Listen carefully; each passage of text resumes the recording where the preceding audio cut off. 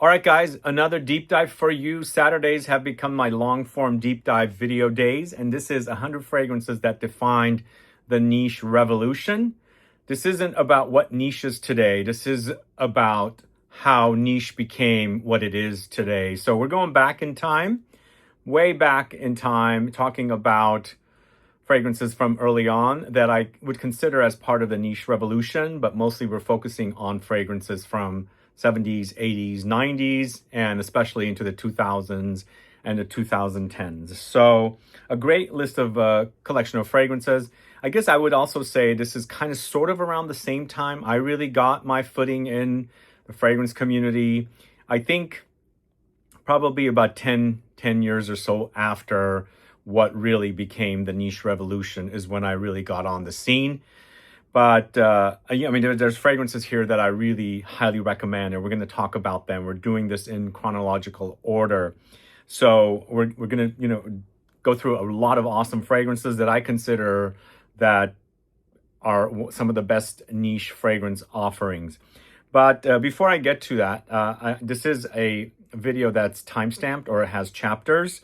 And I specifically am doing 99 chapters with one intro to make sure the chapters work on screen, and also the chapters always work in the info box if the on screen is not working. But before I do, this is the weekend that we're dropping a brand spanking new Scent Club kit, and I'm going to quickly go over what's in the kit. The new kit has 3 fragrances, really great fragrances. One fairly new from Sarah Baker called Vava Vanilla, and we've got Hellenist Le Bras de Morphe, one that I really have been digging a lot lately. And finally, Liquor BPM from L'Orchestre Parfum. So Hellenist, L'Orchestre Parfum, and Sarah Baker. I have the link in the info box. Head over to get your kit. And so, we'll announce it 100% tomorrow. But I'm giving you guys a heads up now. But if you're on our mailing list, you'll get the notification as well a little bit later. But I've got my list of fragrances. As I said, it's about 100 fragrances total. In fact, we might speak about a few extra fragrances, but we'll tag them with other fragrances so we have exactly 100 chapters. So a list of fragrances to talk about. And the thing that you guys need to know about, I'm not including fragrances like Guerlain or Caron, which it's a technicality. They're considered heritage luxury brands that came way before onto the scene before there really was a niche revolution or niche to begin with. So I'm leaving fragrances like that off, but there might be a few older houses that I've dragged in here that I consider more like niche houses in comparison to these massive luxury heritage brands like Guerlain and so on. So let's get started with the list. The first fragrance I'm going to talk to you about is from, let's see, why is my list off order? All right, so the first fragrance I'm going to talk to you about is from the house of Houbigant, Fougère Royale. Yeah, I guess this is somewhat of a heritage brand, but I wouldn't say they're like Guerlain or even Caron. And it's interesting because I go to trade shows for fragrances, niche fragrance houses, and I see this brand there all the time. So yeah, it's somewhat heritage. They are also known for one of the earliest fragrances in the history of the fragrance world, Fougère Royale. This is actually a redo, a reimagining, a recreation of the original, which came out in 1882. This version is from 2010. So 1882, they were recreating the smell of fern, which is what Fougère means. This is Fern Royale, Royal Fern, Fougère Royale. It's green, it's herbal, it's aromatic, it's spicy, citrusy, mossy, maybe a little bit ambery, woody in the base as well. One of the best fragrances. I've worn so much of this stuff, so much. I really love it. In fact, today, with whatever is going on with the environment outside, the weather, it's smelling pretty darn amazing. I really love that. Fougères are some of my favorites. I guess one of my very first fragrances, Drakkar Noir, which wouldn't be on this list, by the way.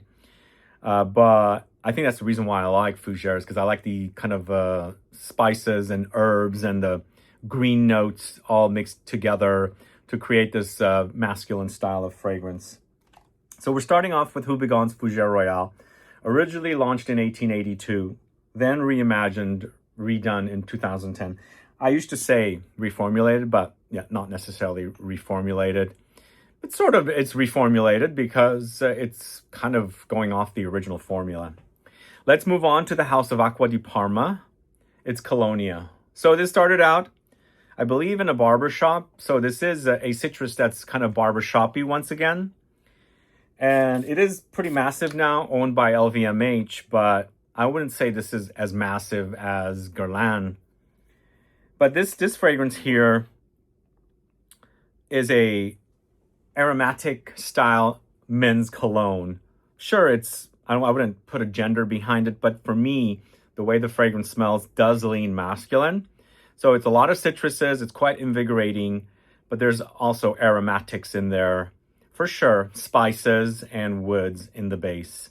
It's not a cologne, it's not going to be the longest lasting fragrance, but it sure would make you smell great. And it's also long-standing. It's been around, and they've created countless flankers of this. But I feel like it's real great. It's also a bit soapy, I should say, because I think there's a citrus floral notes in here. But it's been around for a long, long time. But I think, I don't know when LVMH took it over. Perhaps it's the 2000s or maybe it's the 90s. But since then, I think is when they started amping up flankers. But prior to that, I think there were probably just a few fragrances from that house. So Colonia from Acqua di Parma. Definitely a great one for you to check out. Let's move on to the House of Kiehl's. We've got Original Musk. This is a fragrance that I've really come to enjoy. I think the first time I wore this was in the 2000s, and it was at a TJ Maxx that I found 2 bottles, really highly discounted for like $9. And that was also pre-IFRA regulations. So maybe they had like real musk in there, but I'm not 100% sure. It does act like real musk, by the way. Launched in 1963, which their bottle... Well, it does say that it was created in the 1920s, but they reintroduced it in 1963 right there. I mean, the brand is currently owned by L'Oreal, if you guys didn't know. L'Oreal owns Kiehl's. And this smells like a realistic musk. It's warm, it's musky, it's spicy, it's a bit floral, but to me, I absolutely love it. Like, if you're looking to get into musks, this is definitely one of the gateways into musk. It's that kind of fragrance. Really, really, like you can go into Filthy Musk after this. You can go to Sadonaso, Musk's Kubla Khan, which I do have here. But it's so good. Even to this day, it's really, really lovely. And it's super, super sexy. Yeah, I think my first bottle was so awesome. And since then, I've been a fan. They also, I think they still have an oil of this, if you prefer to put oil on. And it truly reminds me of real musk, like real deer musk, which is what it's inspired from. And the ingredient that's in here, is it galaxolide or... Yes, the ingredient in here is galaxolide. So it's a musk that they use here. And it's a recreation of something, a synthetic form of musk. So it's no real deer musk in here.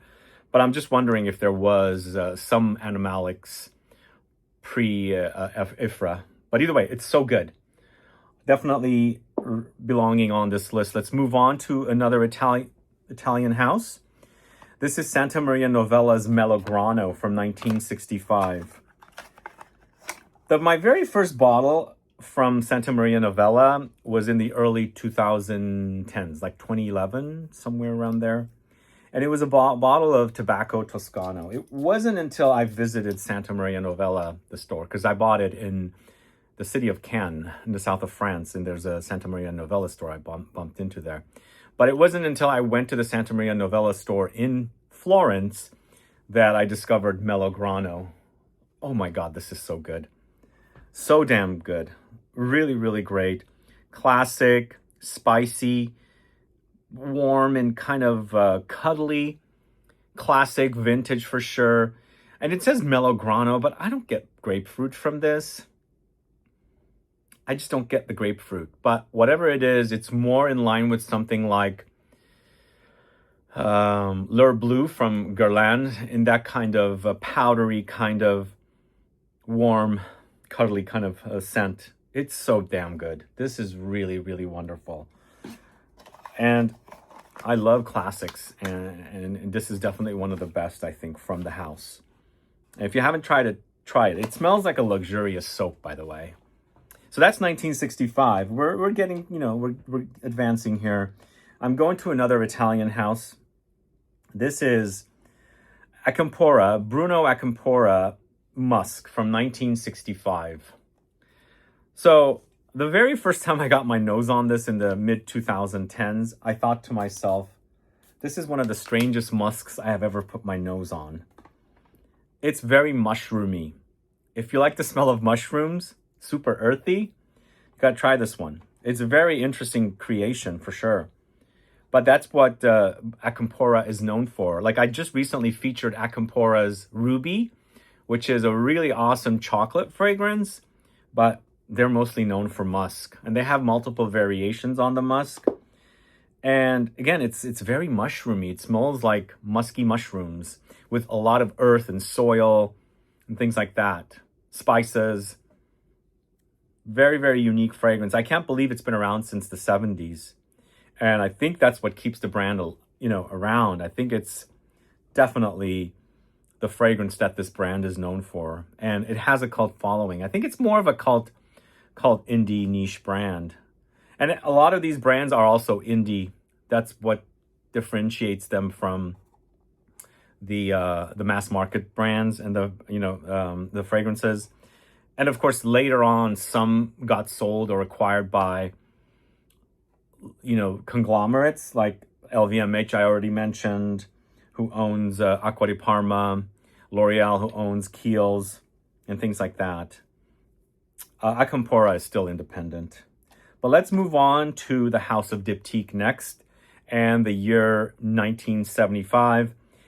I wanted to feature more Diptyque, and we do have some fragrance brands here with multiple fragrances, but I kind of ran out of space. So otherwise, I would have featured the first three Diptyque fragrances, which were L'Eau, L'Autre, and Le Trois. I'm basically featuring Le Trois, which is 1975.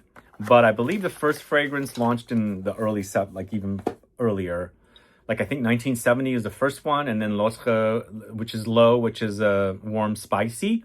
And I believe L'Autre, which is a cumin spice, super cumin spicy, was like 1973. And then Le Trois, which I think out of the three is the most popular, is 1975. If you ever buy a bottle of Le Trois, the juice changes color because it has resins.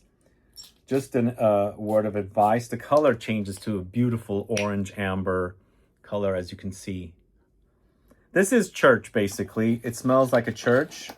And Diptyque being from France, I think their original store is in the Saint-Germain side. The city of Paris got so many churches, and they basically captured that church essence in here. First of all, it's ambery, but quite smoky, very resinous, woody, spicy. So there's peppery spices, there's incense resins, like frankincense or olibanum. And there might be some sweeter notes in here, but not quite. It's mostly spicy, peppery, incense, smoky woods. Let me know if you're a fan of Le Trois from the House of Diptyque. That is 1975. Then I think things are starting to pick up here. Like 1978, we've got Mûre at Musk. I didn't pull out Mûre at Musk Extreme, and I don't remember exactly when that version came out, but 1978 is Mûre at Musk. The brand was started by Jean-Francois Laporte. And this is the fragrance that they're known for. It's a kind of a fruity, berry, musky fragrance. Mûre is blackberries, I believe.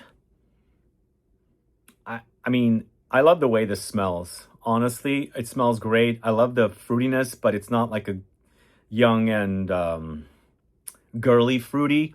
But even though, I mean, there's nothing wrong with that, but this is fruity, but it doesn't act like that. It's more mature. You've got the musk in here. There's some greenness. There's definitely the fruitiness. It's a bit spicy, and there's some woods as well. It smells really, really great. I really love Mûre musk. I rarely talk about it, but as I'm smelling it now, it's really a great scent. And a great brand, which right now it's being run by Puig. Puig owns it. They are a big conglomerate that also owns brands like Carolina Herrera, Jean-Paul Gaultier, Paco Rabanne, Comme des Garçons, which I forgot to mention. We do have some designers in here, but they were kind of caught up in the niche revolution with brands like Comme des Garçons and Costume National.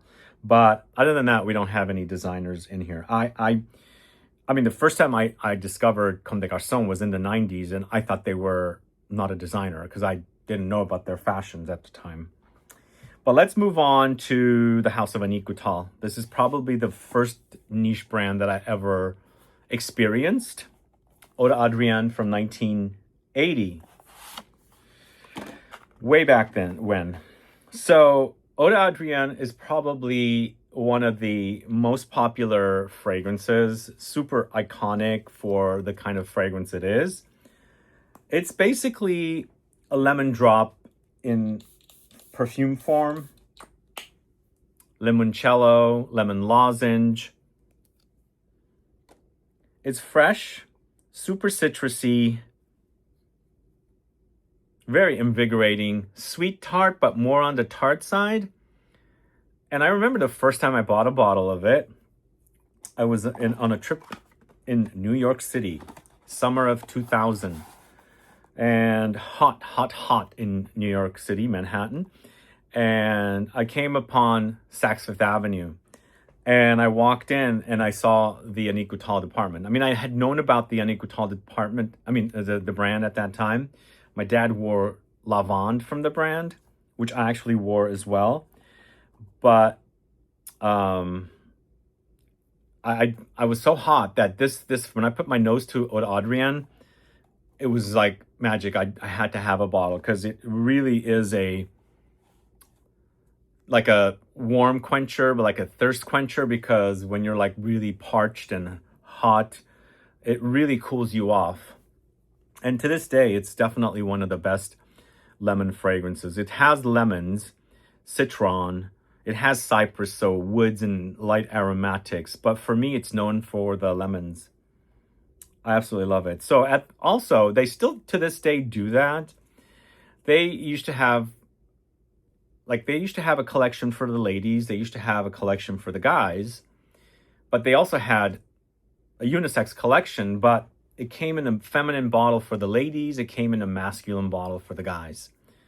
So this fragrance, Eau d'Adrienne, was unisex. I think it always was unisex.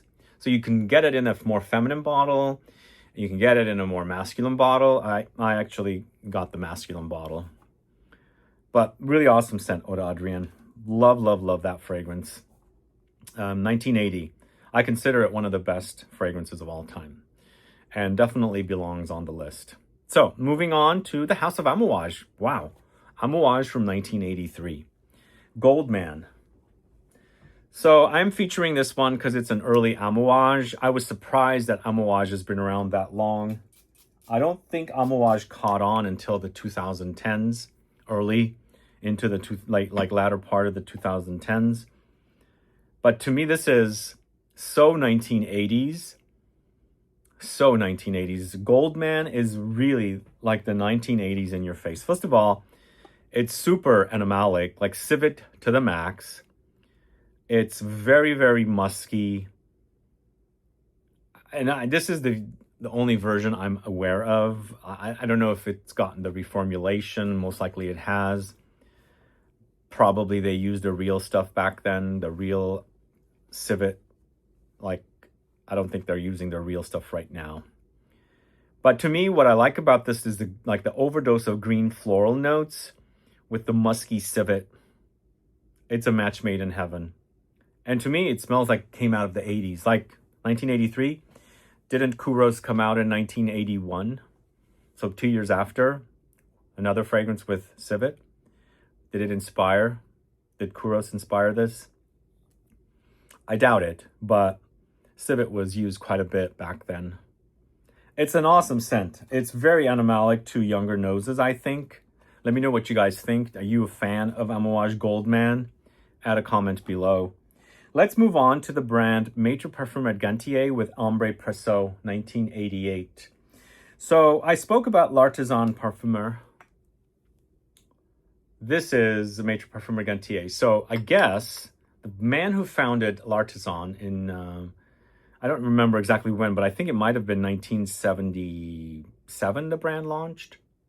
I don't know. The Mûre at Musk came out in 78. So I think he sold, from what I read, he sold L'Artisan at that time, and he launched another brand called Maître Parfumeur Gantier, and this is Ambre Precieux. Definitely part of this collection of niche revolution offerings. And when I started digging into niche perfumes in the early 2010s, I first discovered this fragrance, instantly fell in love with the warm and spicy, vanillic amber aromatic touches. I think this also is quite balsamic, but it's acting very resinous. It's one of the best ambers out there. So Jean-Francois Laporte launched L'Artisan. Later, he launched Maître Parfumeur Gantier, which translates to master perfumer and glove maker. So there's a lot of great fragrances out of Maître Parfumeur Gantier, a lot. And this is definitely one of the best, but you can find fragrances like Parfum de Habit, which also launched in the same year, which is sort of like a more masculine, less vanillic take on Habit Rouge, which is in a recent Scent Club kit. It was our last Scent Club kit. I'll link it here. But they have Rue de Vetiver, Eerie Blue, something, I forgot the name of the iris, Fresh Passiflora, lots of great stuff. In fact, they also have fragrances in their collection that are somewhat similar to L'Artisan as well. So if you're curious to go down the rabbit hole of Maître Parfumeur Gantier fragrances, definitely do. And there you'll discover some really awesome classic leaning fragrances. But I consider Ambre Precieux one of the best for the niche revolution. Let's move on to Parfums de Nicolai next. But I should say, the 80s in France was about 3 awesome niche brands. And these are the only 3 I know. There might be 1 or 2 more. But it was Annick Goutal, Maître Parfumeur Gantier, and Parfums de Nicolai. So we've got Odalisque from Parfums de Nicolai. And also, I decided to put 2 here. I wanted to feature this because this is quite classic and a Chypre style, which refers to Cyprus. But I'm also going to feature another one. Very, very 80s smelling. Very classic, floral, spicy, mossy, a bit animalic, I think also. Who's familiar with Odalisque from Nicolai? If you like that whole 80s smell. To me, Odalisque is more dated smelling in comparison to Maître Parfumeur Gantier's Ambre Precieux. There's nothing wrong with it. I really love Odalisque. I love it. But Odalisque reminds me more of fragrances like Giorgio Beverly Hills, Paloma Picasso, Diva. It's very floral. It's Chypre style.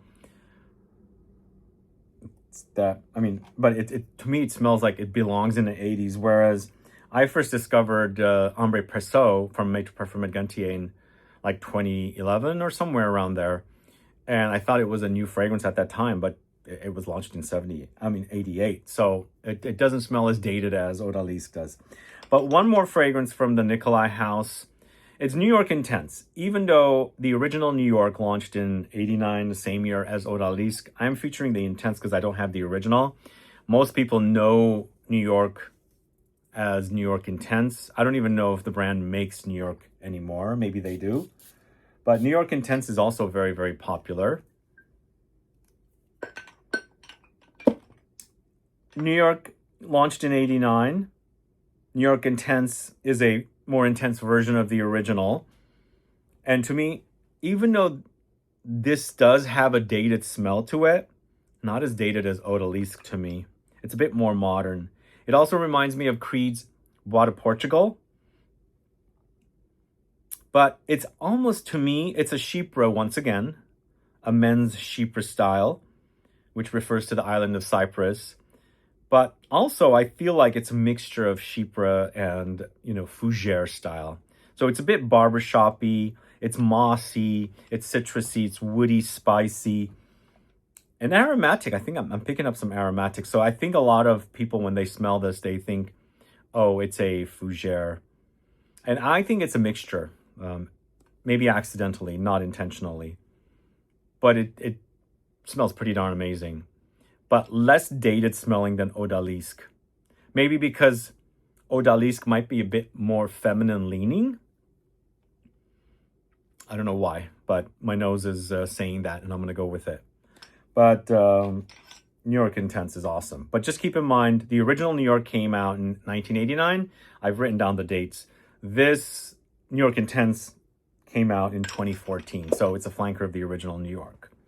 Now let's move on to the house of Serge Lutens. Serge Lutens, I think, early 1990s is when I think it debuted. But I believe it debuted with Féminité du Bois under Shiseido.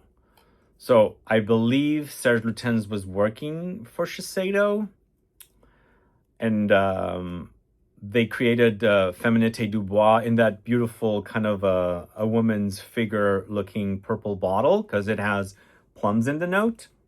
Maybe that's why the color is purple, I don't know, but it is plummy. And then it moved into I believe, I'm looking at dates, it came out in 2009 under Serge Lutens, if my dates are correct.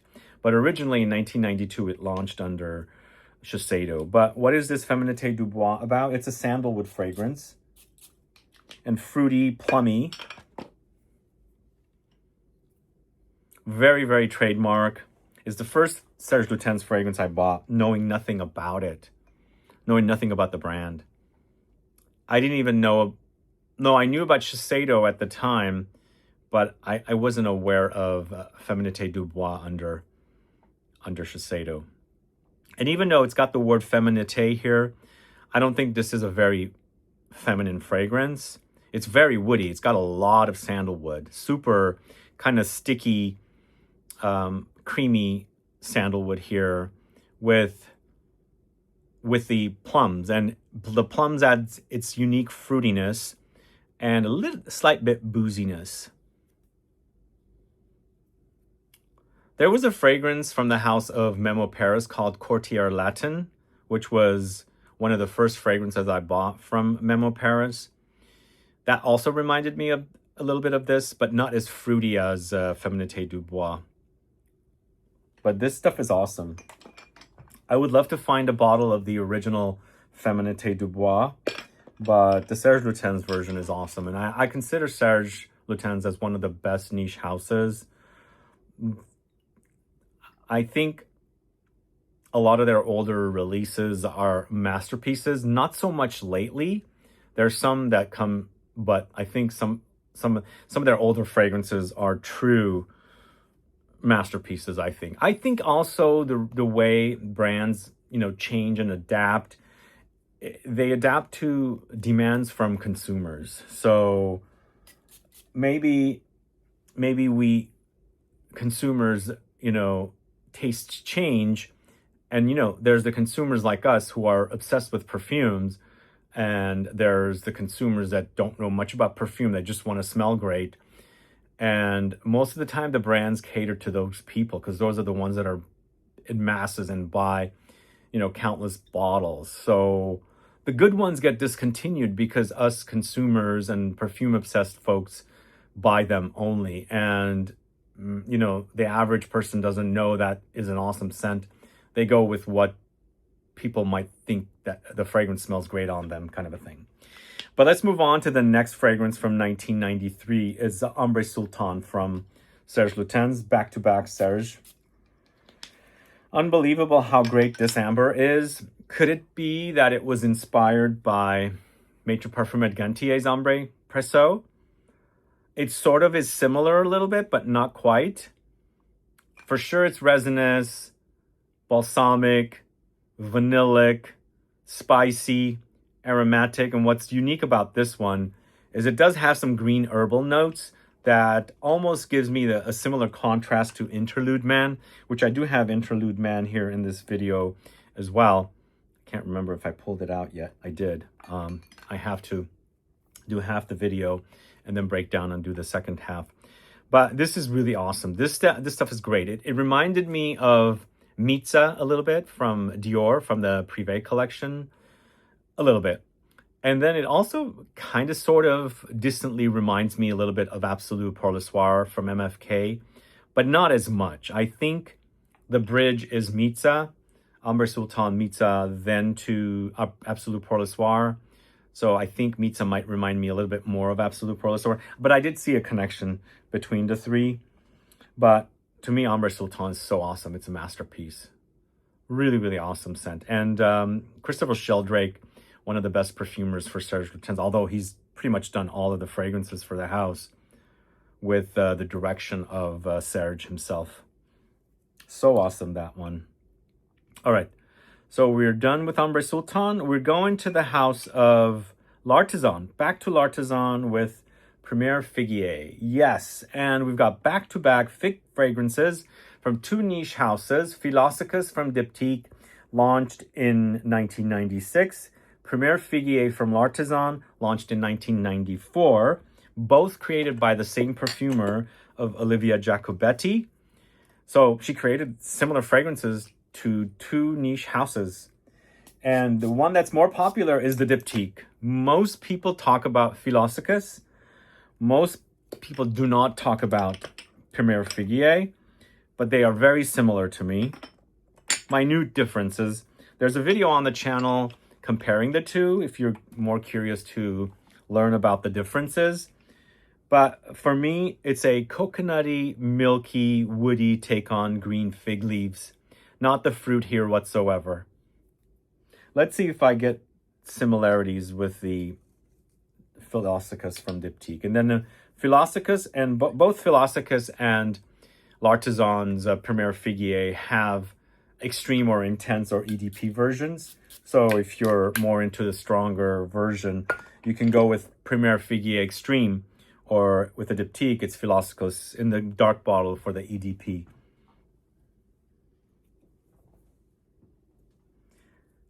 Today, I don't remember my video because the video I shot with Dahlia like almost 8 years ago. Today, the Diptyque is acting a bit more coconutty, woody, and also the L'Artisan is acting a bit more green. So, in case you aren't aware, I don't know if you guys consume figs off of a tree.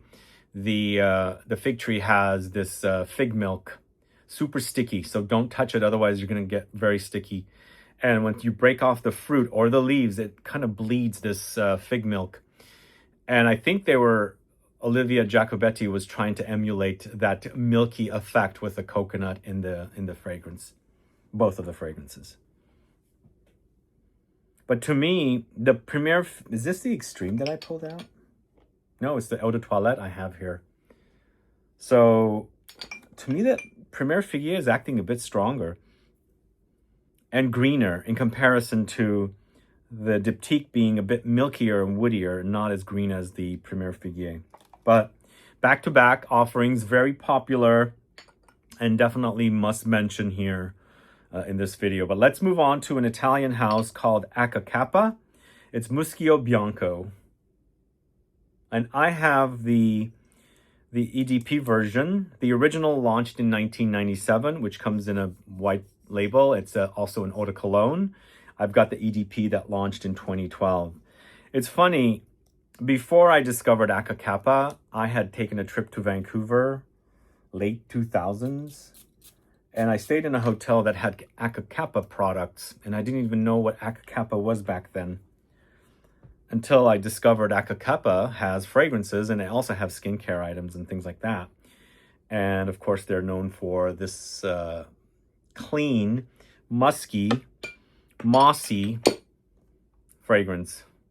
White musk, basically. I don't think it's mossy. I should take that back. It's more white musk. Maybe it's also a little bit aldehydic, come to think of it, because I'm picking up some aldehydes here. But it's super clean. If you like fragrances like Blanche from Byredo, you're going to have to check this one out. White musk, basically, what it is. It smells great. It's a very super easygoing fragrance. Lazy days kind of fragrance. You want to smell great, but you don't want to overwhelm yourself or people around you with fragrance. So that is Muschio Bianco in EDP from the house of Akakapa, launched in 1997. So let's talk about a fragrance from the house of Comme des Garçons next. This is the first Comme des Garçons fragrance I am going to feature here. And as I said, it's a fashion house, but they were caught up in the niche revolution because their fragrances were so out there. And this is the first fragrance I bought from this house. At the time when I smelled it, I was like, this is the weirdest fragrance I have ever smelled. Weird enough to buy. It's Odor 53. So Odor 53, it's almost like, well, it's a bit electric. It's a bit electric. It's a bit like electrocution. Like imagine like a wires kind of burning or getting electrocuted, and or a circuit board kind of blowing out, and it gives me the smell of something like that. It's also a bit plasticky, so it smells like melted plastic a little bit. I remember, to this day, I didn't buy a full large bottle. I bought a small bottle because it was weird for me at the time, because I was wearing Amen and things like that at the time. Dreamer, Moschino Uomo, those are the fragrances I was wearing at the time. So this just completely was weird. And it's a good weird, It's so out there. There's nothing like it. Well, I'm sure there's things like this that have come since this launch, but at the time there was nothing like this out there. True niche from a Japanese French fashion house. Let me know if you're a fan. Well, what do you think about this? I think it's awesome. Really, really awesome scent. Next, we're going back to the house of Serge Lutens. This is Musk's Kubla Khan. So yeah, Musk. So I bought Musk's Kubla Khan pretty early on in my journey. I would say 1993. And I might have a little bottle in my little 50 ml bottle with the little beautiful logo that is on, used to be on the old Serge Lutens bottles. And I believe that was one of the older formulations. This is one of the newer formulations here in this bottle. And remember, I have a video on the channel that says these bottles are no longer. Serge Lutens has gotten rid of this collection, and everything that was in this collection is now in the bell jars. So I just sprayed Musk's Kubla Khan, and this day, it's acting a bit super animalic. Super dirty. Very, very dirty. A bit unwashed. Musky. Animalic, spicy. There's a cumin spice in here as well. I have a bit of a challenging time with this musk. I adore Sadonaso. I adore Filthy Musk. I even adore Original Musk from Kiehl's. But this is super duper animalic. If you are not into it, stay away from this one, because it will overwhelm you. A lot of people say it smells like sex, and I can see that. It's pretty dirty. It smells like the real deer musk. Musk's Kubla Khan. Let me know if you're familiar with that. 1998. And speaking of Musk, this is Musc Ravageur from the house of Frederic Malle. So the brand launched in 2000, I believe. So yeah, right now we're in the 2000s. This is where we're gonna get really exciting with niche, and definitely have to include Musk's Ravageur, or Musc Ravageur, I should say. I remember the first time I smelled this at Barney's, probably like 2014, maybe 2013. I thought it was more animalic. It has been toned down. It has been neutered. It has gotten sweeter, spicier, a bit more gourmand leaning. I still adore it. I really love it. It smells fantastic. But it's more gourmand nowadays. There's aromatic notes in here. There's gourmand notes. Still really a great scent. It's not very challenging to me at all. Night and day difference between Serge Lutens' Musk's Kubla Khan and Musc Ravageur from the house of Frederic Malle. Which do you prefer, if you know both? Do you prefer Musk's Kubla Khan or Musc Ravageur?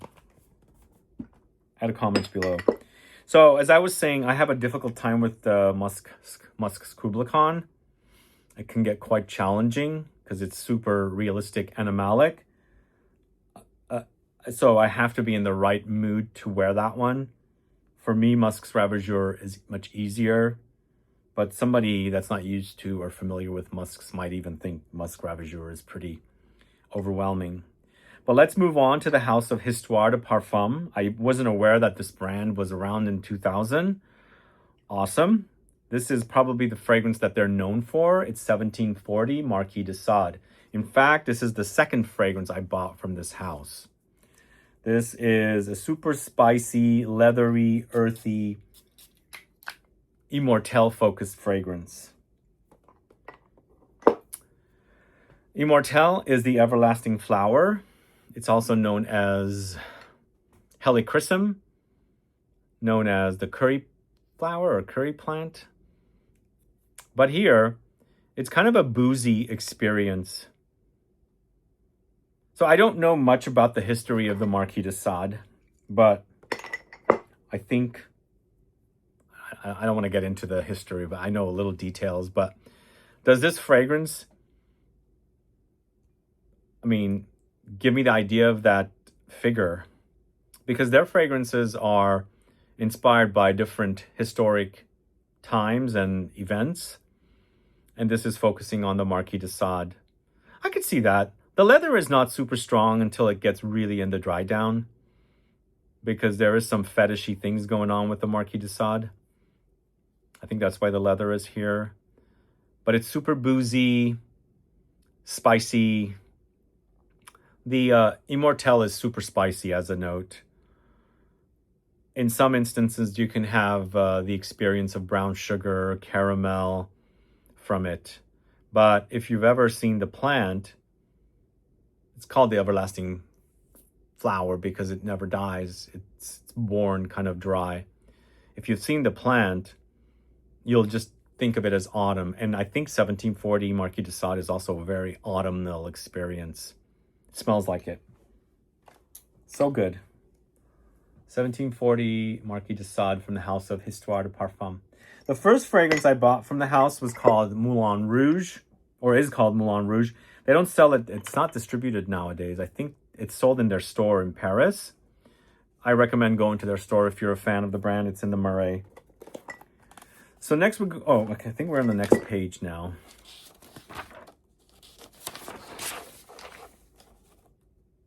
All right. Next we've got Lorenzo Villoresi Teint de Neige. Also launched. Wait, did we screw up? No.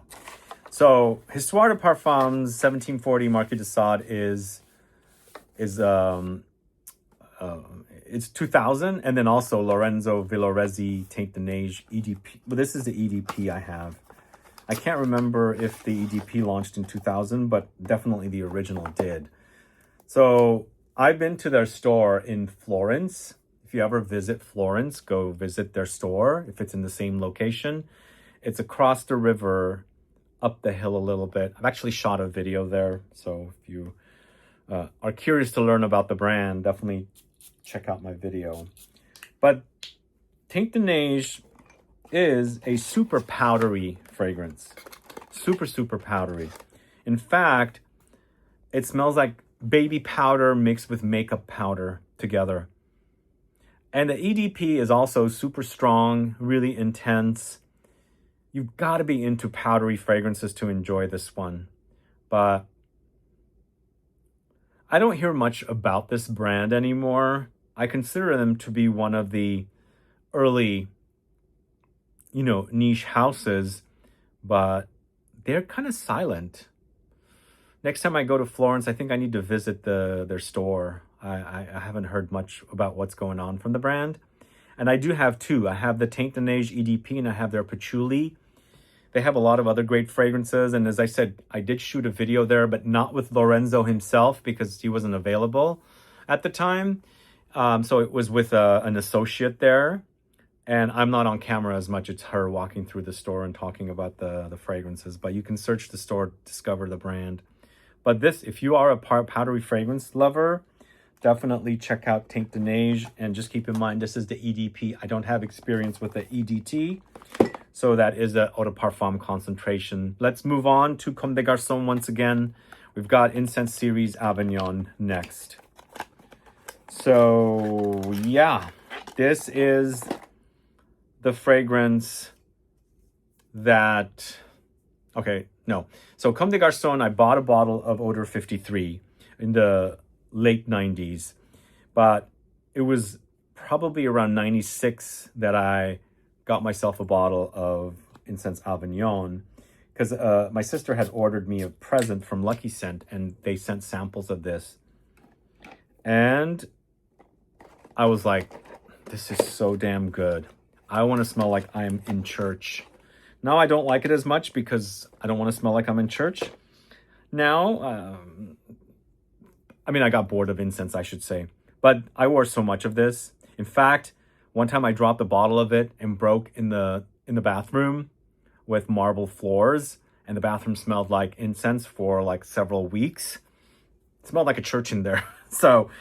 But this is a series of... So we've got Avignon, Zagorsk, Kyoto, Jaisalmer, and Ouarzazate. I think those are the 5 different fragrances. I don't have much experience with Ouarzazate. Kyoto seems to be pretty hyped. Zagorsk smells like pencil shavings with incense. But Jaisalmer, I think, is probably the best because you got the incensey touches, but there's some warm, Indian spices in there too, which is a bit more exciting to me. But this is Bertrand Duchaufour, very, very popular offering. I've been to the famous church in Avignon. In fact, I wore that fragrance when I was visiting. All right, next we're going to the house of Pierre Guillaume. So, Cose 02. I first discovered this brand in the early 2010s. I was in the city of Aix-en-Provence in France. And there was a tiny, tiny little store, tiny little perfume shop. And she was carrying, I can't remember all the brands. I know I bought my first bottle of Cose from her store. And she gave me a ton of samples of Pierre Guillaume. At the time, it was also not called Pierre Guillaume. Pierre Guillaume had multiple brands. And this particular brand was called Parfumerie Générale. Now it's just called, well, actually the Parfumerie Générale is still on there, as you can see. But on the other side, it's Pierre Guillaume. Well, is it? No, I guess he doesn't write Pierre Guillaume on there. Anyway, I recall he changed the name of the brand to Pierre Guillaume. They're all under Pierre Guillaume. This is the Parfumerie Générale collection. The one that was very popular from this was also called Musc Maori. I can't remember if he still sells that one. But the reason I like this one is, once again, it's patchouli. Instant Love. It's chocolate, Instant Love, but super contrasted with cannabis, which was one of those kind of moments. It's like, it's a detour, kind of like, I like the contrast here. So you would never think that cannabis would be added to the patchouli and chocolate, but it's here. And the chocolate in here is not sweet, not creamy. It's super dry and dusty. But really love this.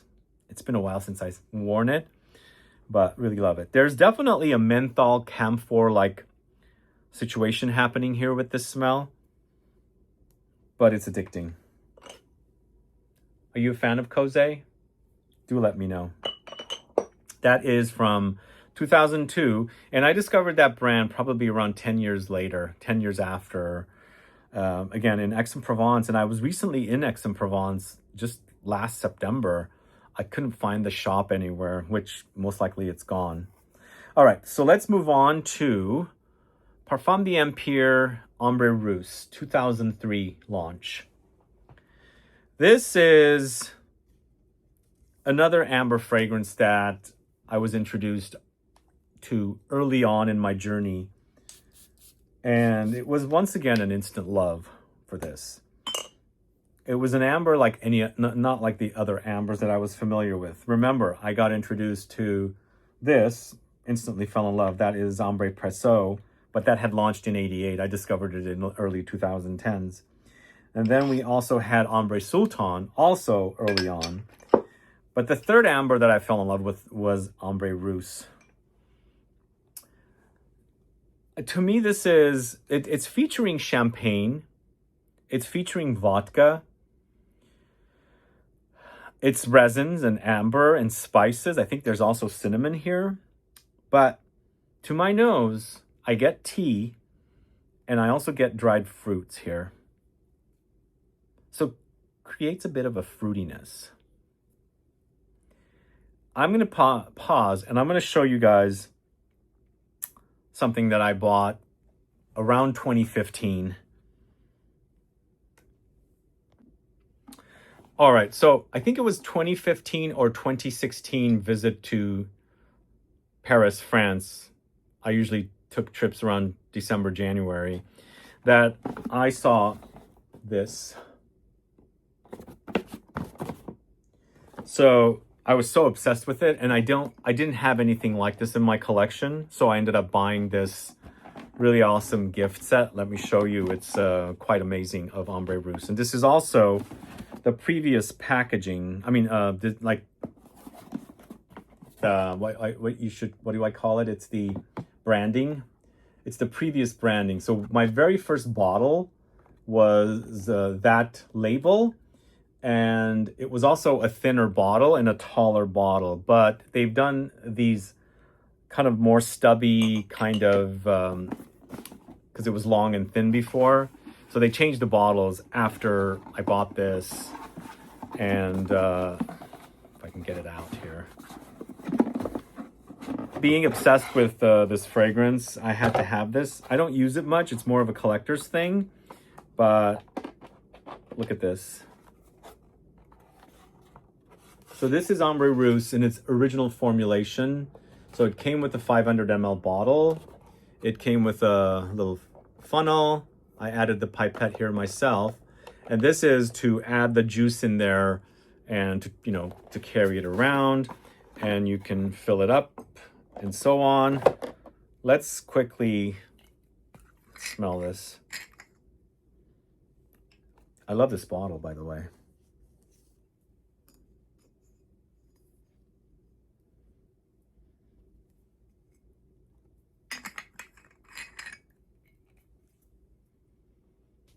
Super ambery, very similar to the other, but when the brand changed over bottles and the actual, not bottles, yeah, the bottles and also the branding, people started saying it's no longer the same, it's been reformulated, yada yada.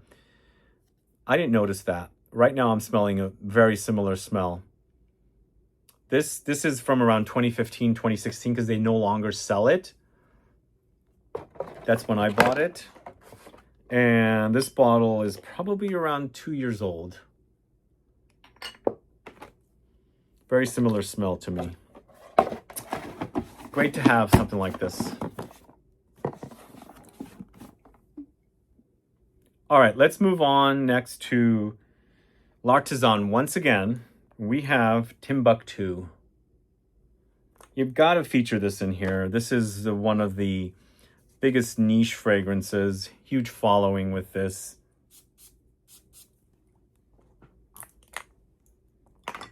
Another Bertrand Duchaufour. It's a vetiver patchouli combo with some light fruits. Total earthy, woody balm. It's great. The combo of the vetiver and the patchouli is a great combo, I think. It makes me want to wear vetiver more if there is patchouli, because, you know, loving the smell of patchouli. And I was at one time really obsessed with vetiver, but I've gotten bored of it. But this makes it exciting. This, and also fragrances like Incident Diplomatique from Jovoy, which is also vetiver and patchouli, make the fragrances so awesome. This is really great. To this day, it still smells great. I'm just hoping that it's still selling. That's one thing I decided also to do. Most of the fragrances, if not all of the fragrances, should still be on the market. So I wanted to make sure that these are still selling. So if you guys are in the market, you can buy them, and they should all be tagged here as well. So let's move on to Ormonde Jane next. We've got Ormonde Man. So I think I was doing some research, and I read that Ormonde Woman is probably more popular than Ormonde Man. I don't have a bottle of Ormonde Woman, so I decided to go with Ormonde Man. I was initially thinking I might feature Tolu here instead of Ormonde Man, but Tolu might be a bit more niche, which maybe might have been more appropriate. But Ormonde Man, I think, is definitely decent. It's a very classy, gentlemanly, spicy, aromatic, musky fragrance with slight green herbal notes mixed in throughout it, and maybe perhaps some musky notes in the base as well. But lots of aromatics and spices, I think, and woods. Super, super classy, I think. Also, it's got the Ormonde Jane DNA. It's super got that. Like, it smells like I'm smelling Ormonde Jane. And I think Geza Schoen used to do a lot of fragrances for the brand. There's something about the brand that it has a certain kind of DNA that when you smell it and study their fragrances throughout the years or throughout the collection, next time you smell it, you'll be like, okay, that is definitely an Ormonde Jane creation because it smells like an Ormonde Jane fragrance. Up next, going to the house of Bois 1920, it's Real Patchouli. So, Real Patchouli I'm featuring here because it's definitely a super iconic fragrance for the brand. I first discovered the brand at Barney's once again. Barney's was the place to go for niche perfumes until mom and pop shops became bigger and started carrying the brands since Barney's, went out of business everywhere. But I used to visit Barney's so much and just discovering niche fragrances. And this is the first time I discovered it at Barney's, and I asked the associate, I said, can I try that brand Bois 1920 or Bois 1920? And I was corrected. It's not Bois 1920. It's Bois 1920. I'm like, excuse me. I thought it was French, but no, it's Italian. So I guess it's Bois 1920. That's what I've called it all this time. But the fragrance, I think, also is a bit more popular from the brand, might be Sushi Imperial. It's got the weirdest name, but it has nothing, it doesn't smell anything like sushi. It's more like apple pie, fruity. But I think that the patchouli is definitely one of the best patchoulis out there on the market. I don't think it's as thick as Psychedelique from Jovoy. It's deep and earthy, slightly sweet, but it doesn't get as chocolate cakey as other patchouli fragrances do, but it's definitely quite solid. For a lover like me, I'm really all over it. This is Eau de Parfum. So I don't really know, well, no, I kind of do know what happened with the brand. I think the brand's fragrances up until, I think, around 2016 or 2017. All of the fragrances were created by, I think his name is Enzo Gallardi. In fact, I shot a video with him. Did I? Oh yeah, I think it was up until 2017. I shot a video of him at Incense talking about the fragrances. Then after that, I was like, he's no longer. So since like 2018, I think, or maybe just at 2017, he left the brand, and I think the brand's kind of fallen. But prior to that, the brand was very hyped. I really loved a lot of their fragrances. I do have several. I do have a bottle of the Sushi Imperial and a few others. They have a vetiver. They have the original. Great stuff. And a really cool looking bottle too. And I really loved the frosted, bottles of this brand. But I don't know. Falling out of, I don't know, maybe family working together. Is that what happened? I don't really know the details, but that's kind of what I've heard that happened. The perfumer for the brand did launch a few of their own brands, but I don't know if it ever caught on. So anyway, I don't want to get into the drama of brands, but Bois 1920 early on was a favorite brand of mine, and Real Patchouli was launched in 2005. Let's move on to Frederic Malle once again. It's Carnal Flower. I think definitely for the niche revolution, this fragrance needs to be here. And for a tuberose fragrance, I adore this one. When I'm really kind of put off by some of the vintage tuberose fragrances, all of a sudden, as I keep saying, for fragrances like Fracas from Piguet, it smells kind of odd to me nowadays. But this tuberose is super fresh green. It's a very green tuberose, but maybe because it's also got that eucalyptus, it's creamy, like it's got that coconut. So it smells like a very modern tuberose compared to the classic tuberoses. But I think it's definitely one of the best in a Dominique Ropion creation from the house. Dominique Ropion has done the most fragrances for the house. So I love this. It's great. It's a great tuberose for sure. That's launched in 2005. Then we're going to the house of Luban. This is Idole. So Luban was a classic house, folded, then resurrected. I actually ended up going to their store probably around 10 years ago, maybe 2016. It's in the Saint Germain area. I don't know if it's still there because I haven't kept up with the brand and I don't know what the brand's doing, but this is a fragrance that I adored and wore so much of. There was the EDT, which when I first came on the scene here on YouTube in the first channel, the EDT had a bottle that was more like gradient, had ridges or ribs, and then they had the EDP, and the EDT finally, was discontinued, and they kept the EDP, and I think they released a few more fragrances from the brand. Like Corrigan is another one from this brand. This is another Olivia Giacobetti fragrance, which is the fragrances Diptyque Philosykos and Premier Figuier from L'Artisan. This is definitely her style, but this is also kind of sort of similar to Olivia's style of fragrances for the house of Yunx, I-U-N-X. Those of you that know the brand, let me know, add a comment below. Yunx kind of folded. It was a store right next to the Hotel Coast in Paris near the Place Vendôme. And I loved going in there. They had these machines that blew out smells that you can put your nose to and smell the different fragrances. And their bottles were long and thin, and they came in these kind of like tubes. They came in these tubes like you would put like a poster, kind of but I mean, it's sad that that brand folded and they don't sell a lot of those fragrances anymore. I think there's a few that they do sell. The Hotel Coast fragrance in the red bottle, which I think Lucky Scent still sells. But Yunx, I don't know. I don't know why those fragrances were discontinued, because Hotel Coast, I think, was doing renovations, and I think they took over that space. But this reminds me of her fragrances for that house. But this is kind of boozy, spicy, woody, smoky, ambery. It's also, I feel like there's some similarities with this, with something like Bentley for Men Intense, in case you haven't tried that.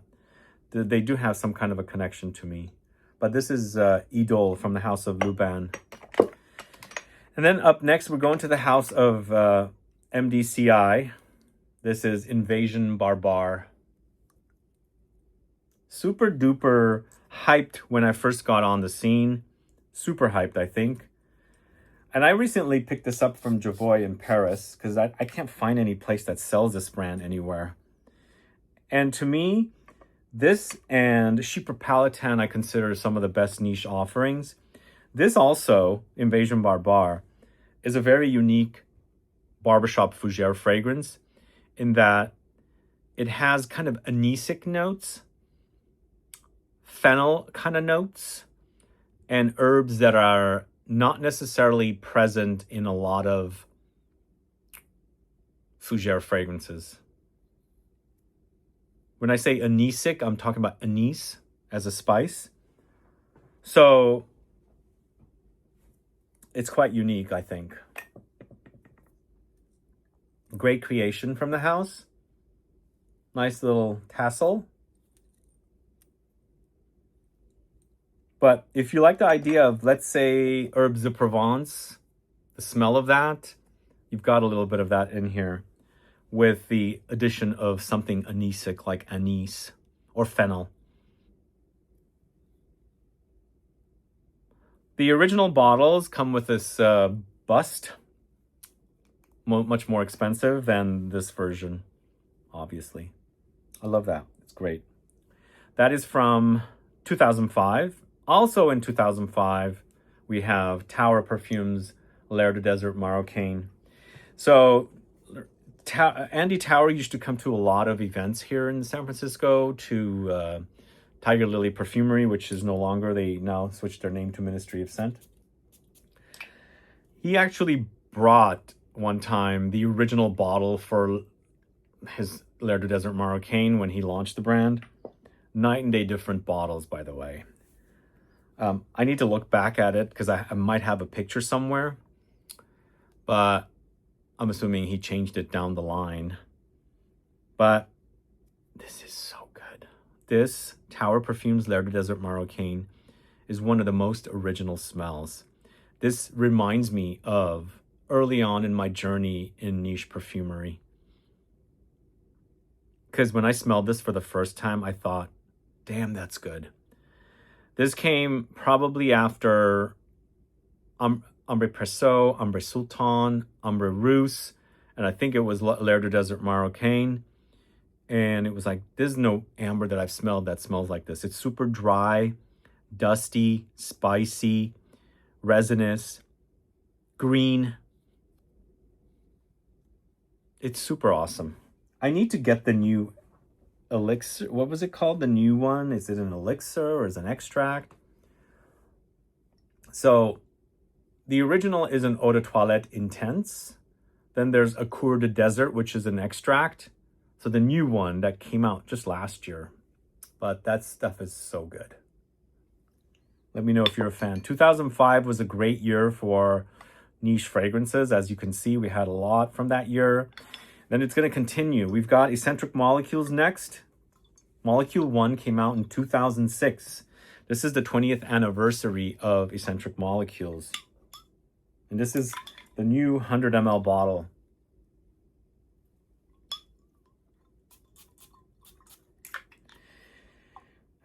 I remember the first time I smelled this fragrance. I was warned. So when I first got on to doing YouTube videos, I didn't know anybody in the community. This was also on a previous channel. And somehow I got onto Facebook community of perfume people and made friends, and people were like always sharing samples with each other. I don't spend much time on Facebook, by the way. But then I did. And some guy said, I'm going to send you some samples, and one of them is going to be Molecule 1. I want to know what you think about it. I tried it for like 5 times until I finally kind of could smell it. But for my untrained nose at that time, I definitely couldn't smell it. And I get comments all the time about Molecule 1 and molecular fragrances like this. They say it smells like alcohol. Like Another 13, people say it smells like alcohol. But don't give up on it. You'll eventually smell it. In fact, I smelled a friend wearing this the other day, and it was so strong on them. It's so good. Really, really great. It smells like a musky woody fragrance. Basically, it's using one ingredient, one synthetic note called ISOE Super. And it's used a lot as a base note in fragrances to replace cedar wood. Some people are super sensitive to it and they can spot it. I know people that don't like ISOE Super. I know people that don't like Ambroxan. I think it's, if you're sensitive to certain things, it might cause headaches or something, or just sometimes they come off screechy. Or I actually really love this. This smells great. And it's got a cult following, this fragrance. And it's probably the cheapest formula ever because it's just one ingredient and alcohol. That's all it is. ISOE Super for Molecule 1. So Molecule 1 launched along with Eccentric 1. I think that was the start in 2006. And basically the Molecule 1 is one ingredient. Then Eccentric 1 was taking the one ingredient out of here and making an actual finished fragrance. And that's how the Eccentric Molecules fragrances have been, all the way to number 5, until they launched the flankers. They came out with the Iris, Mandarin, Patchouli first. Then they came out with Gaiac, Black Tea, and Ginger. Since then, they've got the Cistus, and I think there's a new one, a floral one that's coming soon. I forgot which flower it is. Was it Frangipani? Something like that. But the original is my favorite, and what I like about this is it's a great layering tool as well. You can layer fragrances with this, but wear it minimally on its own. Like I said, it's got a cult following. I used to have little gatherings with people invited over to my house, and they would fall in love with this. This and Intense Cafe, those were like the ones that people always fell in love with. I don't understand, but Molecule 1 is so good. It's definitely one of my all-time favorites. And great that this person who, I don't even know what happened to them from the fragrance community on Facebook. They sent it to me like probably around 2012. All right, let's go to the house of État Libre d'Orange. We've got 2 fragrances, although I'm going to feature 3 here. One of them I'm not going to spray. In fact, I had a sniff session client, a consultation client over the weekend. They wanted to smell it. I said, no way I'm spraying that in here. Go outside and spray it. But let's talk about Rien first. And also its flanker, Rien Intense Incense. If you're a fan of fragrances like Kouros, you gotta try Rien and Rien Intense Incense. It gives me Kouros vibes.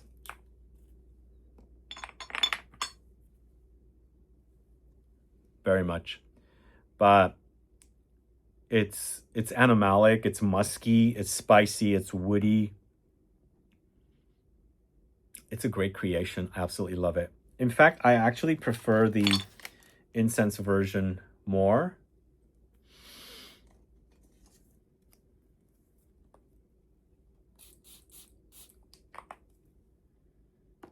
The incense version smells a bit more like Kouros, although both do.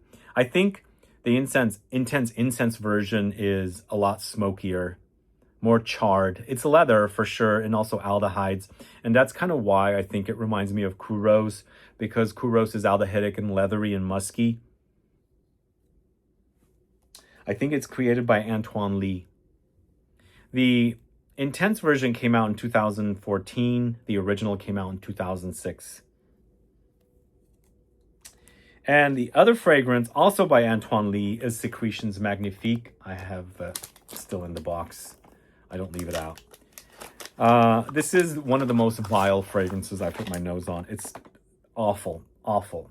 If somebody says I wear that fragrance, I'm not going to put my nose on it. It's basically all body fluids in a fragrance form. Blood, sweat, tears, and something else. It's super metallic. God, it's pretty vile. I won't spray this in the, because I've sprayed it on camera before, and it totally turns my stomach, and I'm a bit hungry, so I'm not going to do that right now. But let me know if you're a fan of Secretions Magnifique. Do you wear it? What do you like about it? And if you're a hater like me, tell me why you hate it. Add a comment below. So that is État Libre d'Orange Secretions Magnifique. I'm moving on to the House of Healy next. It's Cardinal. So my introduction to Healy as a brand is not Cardinal, it's Selmarin. When I first started doing videos, and prior to that, when I was watching videos of, YouTubers doing fragrance reviews, this was like 2010, 11, people were talking about Selmarin. I'm like, I had to smell it. I went to Barney's and smelled it. I'm like, no way, this is marine to the max. So I never was a fan of that, but this is also something like Incense Avignon from Comme des Garçons.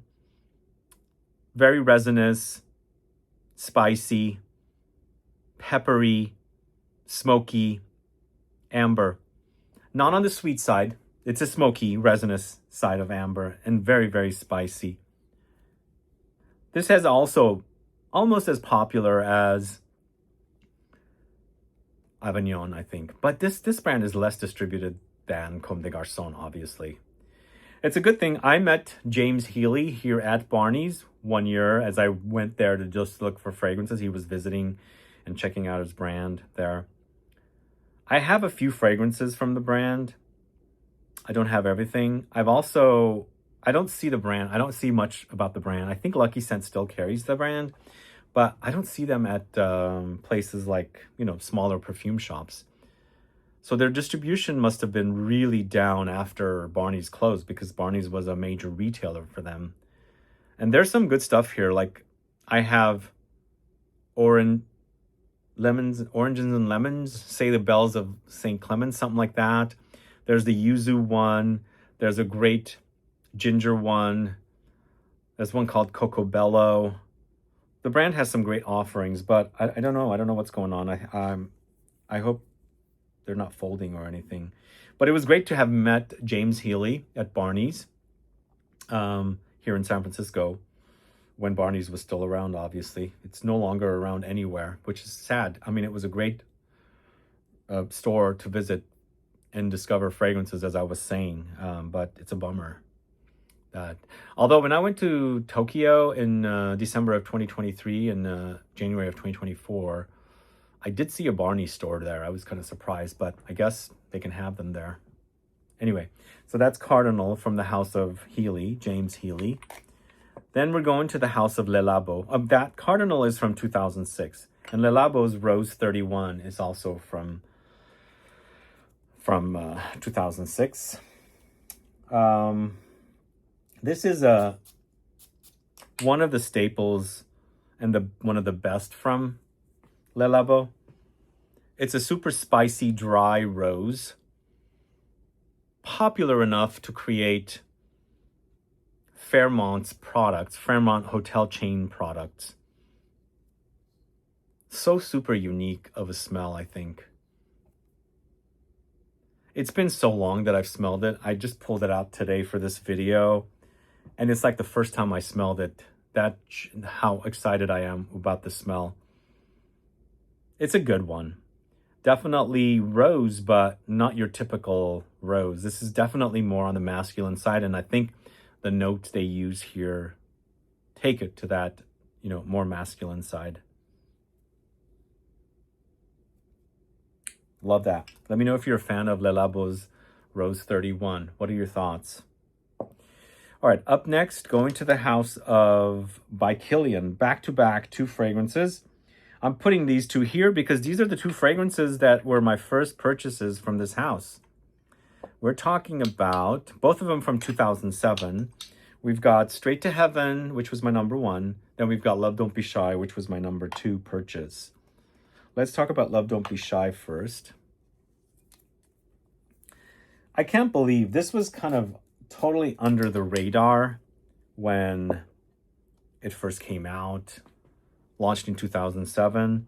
I discovered it in 2011 at Saks Fifth Avenue. And this fragrance is super sweet, marshmallowy, vanillic orange blossom. And it reminds me of delicacies that I've had. That's why I really adore this. Because orange blossom is not only used in perfume, it's used in food and desserts. And it smells like desserts that I've had.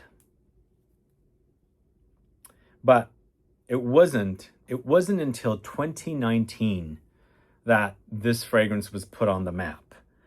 Because all these articles came on the scene that Rihanna's favorite perfume is Love Don't Be Shy. Was it really her favorite perfume? I don't know. But you couldn't keep this fragrance in stock after that. It was also around that time reformulations happened of the fragrance, and the juice went from super dark blood red orange juice to a pale salmon colored orange juice. We won't get into that, but I really adore the smell. I think it's great. So that's Love Don't Be Shy from by Kilian. Then, of course, Straight to Heaven is the first fragrance I bought from this house. Honestly, guys, this fragrance comes alive in the heat. It's the best place to wear it. Warm, maybe, a little bit humid. It's patchouli, it's fruity, it's got dried fruits, it's got rum, it's boozy, but I think it's a bit thin. This Straight to Heaven, I think, is a bit thinner than Love Don't Be Shy. And Straight to Heaven, I'm smelling it like I took a deep breath.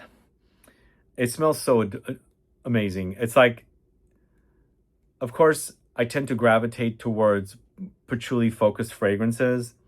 And this is probably one of my earlier patchouli loves because I discovered the brand earlier on and instantly was like, I love patchouli. This is a note that I want to wear. And the fact that the fragrance comes alive in the heat, even better.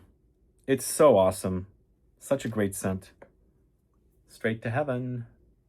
Let me know your thoughts on that one. It's so awesome. I mean, I stopped talking about that and I spoke about Ursa from Terenzi. I spoke about Terenzi's Ursa because it was a much more beefier take on something like Straight to Heaven. And even though Straight to Heaven Extreme had come out in the golder, like a golden bottle, gold label and gold cap, I think that's how it was. I still have a bottle somewhere. I felt like the Ursa was a bit more beefy and more robust in comparison to even the Extreme. And I enjoy the Extreme until I got my nose on Ursa, as I said. So I was not recommending any of the Straight to Heaven, but I feel like definitely earlier on, some of the most important niche fragrances in the world of perfumes, I think. And the only thing about Ursa is that it had some animalic leather. So they had added leather to the mix where these two did not have the leather. So a lot of people did not care for the leather and they felt it was too animalic, which is a bummer. But other than that, it's a nice, beefy, robust take on it. Let's move on to the house of Amouage. Wait, no, not Amouage yet. I completely skipped a fragrance. We forgot about Black Oud. So we're going back to 2006. Black Oud was in 2006. First Montal I'm talking about here. Am I only talking about one? Maybe I'm only talking about one Montal. Maybe two. I think I might have added the Intense Cafe to the mix. So this launched in 2006, so early on. And one of the first, well, I got my nose on it around 2012 or 2013, I think. Definitely one of the first examples of rose, oud, patchouli combo. And of course, adding in the saffron. Not the real kind of oud, I think. This is definitely more of the oud accord. You can definitely smell cypriol here in the mix. But I really love it. It smells great. I think after this, you had Maison Francis Kurkdjian's Oud Silk Mood. You had Gold Rose Oud from Terenzi. So many more came after this that are similar to this. The cool thing about Montal, I know some people complain about them, but the cool thing is their rose is the same rose all throughout a lot of their fragrances. Most of them, not all. If you're familiar with their rose, you're kind of familiar with a lot of their fragrances because they use a lot of rose. And this rose, even though it comes off dry here, is a similar rose to Intense Cafe, which is obviously much more creamier. So that's Black Oud from the House of Montal. So that launched in 2006, not 2007. We've already done the two Killians from 2007. Now we've got one more from 2007 from the House of Amouage. It's Jubilation 25. I've told you guys my story about my very first bottle of Jubilation. Notino was a store that was in the USA, but I think the rumor is that Chanel got them shut down. I don't know how true that is, but that's the rumor. I used to buy a lot of fragrances from them. When I saw bottles of Jubilation and I hadn't got my nose on it, I didn't know of a store to smell them at. I saw a great deal on Notino. What do? I buy not one bottle, but 2 bottles. I got them delivered and I never cared for them. I said, this is not the same fragrance people are talking about. I've opened both of them up and I smelled them both. I don't know why I got 2 bottles, but I think it was because it was such a great deal. I had to call up Notino and say, these don't smell like what I'm supposed to smell. They took them back. And sure enough, when I rediscovered Jubilation 25 at Neiman's here in like 2022 or 21, at that time I go, okay, yeah, what I received from Notino was not what this thing smells like. Sadly though, it is a bit thinner compared to everything else that I've been smelling here, especially the Montal that I smelled before this. But behind it all, there's great like spices and earthy patchouli type notes. But the formula has gotten much thinner. So wear this on a warm day so it'll stay with you longer and it'll project much more than it would, project in cold weather. But what's behind it all is really awesome. It's a bit camphor, menthol, spicy, woody, earthy. It's another Bertrand Duchaufour creation. So we've had what? How many have we had from him? Just 2 so far? Anyway, that's Jubilation 25 from Amouage. So I have ordered a bottle of Bal d'Afrique, but frickin' hasn't arrived yet. So I'm not going to be able to talk about it here. So I do want to talk about a little bit about it, but I'm not going to show it to you, as I said. Bal d'Afrique is my very first Byredo fragrance, followed by Pulp. And then it was a bunch of others that I bought since then. And recently I bought a lot of other Byredo. I'm going to try and do a Byredo deep dive. So stay tuned for that video in the near future. I need to find some deals on some of their Absolus that this came out. We'll see. But I'm waiting for my Bal d'Afrique. Bal d'Afrique to me... Whoa. Bal d'Afrique to me is a very soft take on vetiver. And when I bought it, I was really heavily into vetiver fragrances. I was wearing, of course, Guerlain's vetiver, Encre Noire, vetiver from Dior, the Privé collection, and so on. So I was obsessed with vetiver, so I bought it. And I really love the vetiver in this, but I feel like it's a completely different kind of vetiver than the rooty, earthy vetivers that are in fragrances like the vetiver in Guerlain and, the Dior and things like Encre Noire. So it's a very unisex vetiver, whereas the other ones do lean more on the masculine side. At least they do to me. It's interesting also, I've smelled the Bal d'Afrique DNA in hotel products and not necessarily having Byredo listed as the label on the products as well. But it must be a very popular DNA that they've licensed it out and things like that. But I consider it definitely one of the best from Byredo, a top seller for sure, since it's already out as a absolute from Byredo. So hopefully I'll have the Byredo Bal d'Afrique very soon, and I can talk about it in a deep dive video. And hopefully I can get their absolute version of that as well, and a few other absolutes. But stay tuned for that. But I am going to talk about another Byredo. I'm talking about two Byredos back to back. And unfortunately, I should have talked about this one because this is 2008 and the Bal d'Afrique is 2009. This is Gypsy Water. I recently got this, and this is how much I've worn. Byredo fragrances do go down really fast. That's one negative I have about them, but they do smell really fantastic, like this Gypsy Water. Oh, it's so good. So good. It's so super clean. It's woody, spicy, a bit aldehydic. It's got an airy, ethereal quality about it. I don't know where I've been with this one. I really do love this DNA. And it smells like a Byredo. It really does. I can't remember if this is Jerome Epinay who does most of the fragrance. I think he does all of them.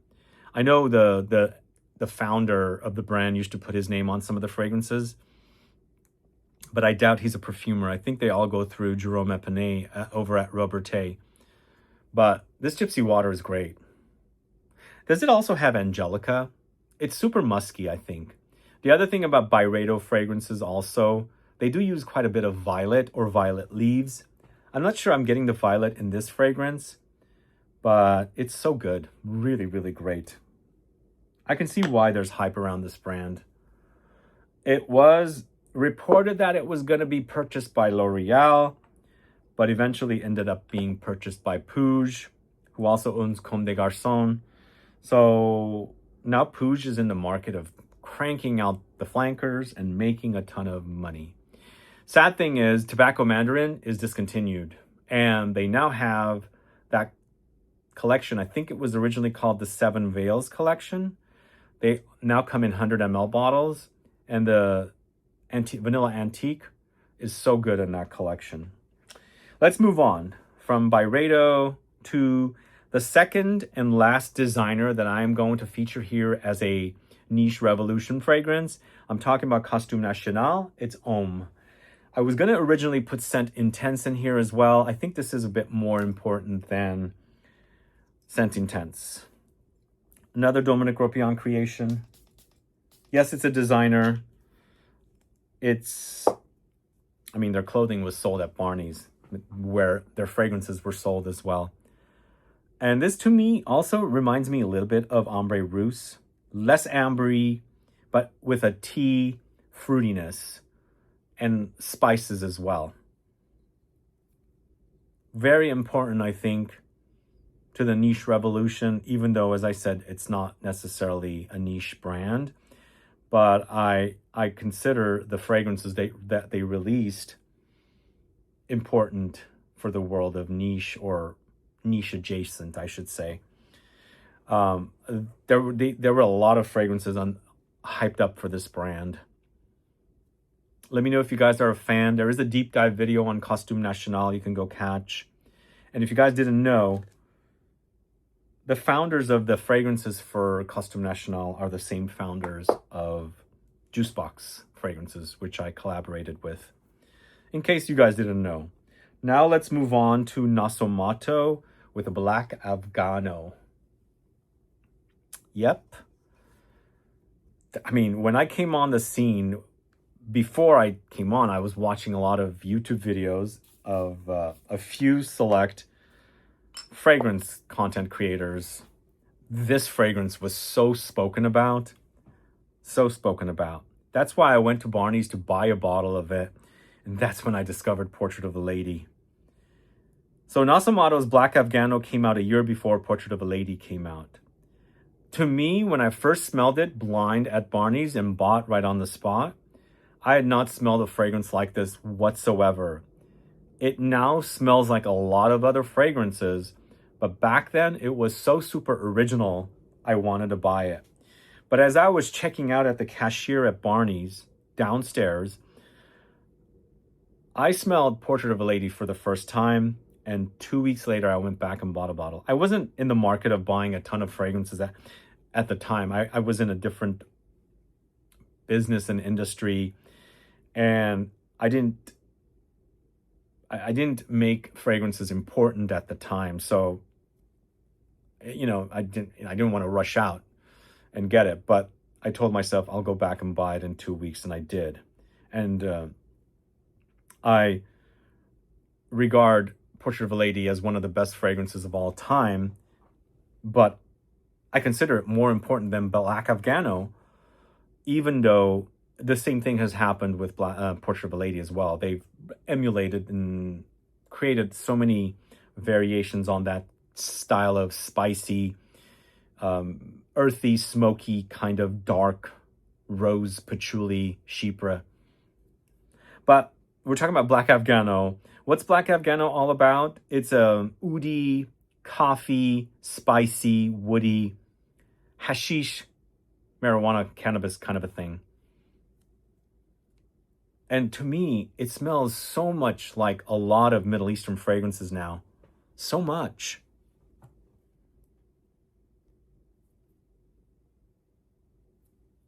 It's not super original anymore, but back then, when I first bought it in 2012, it was.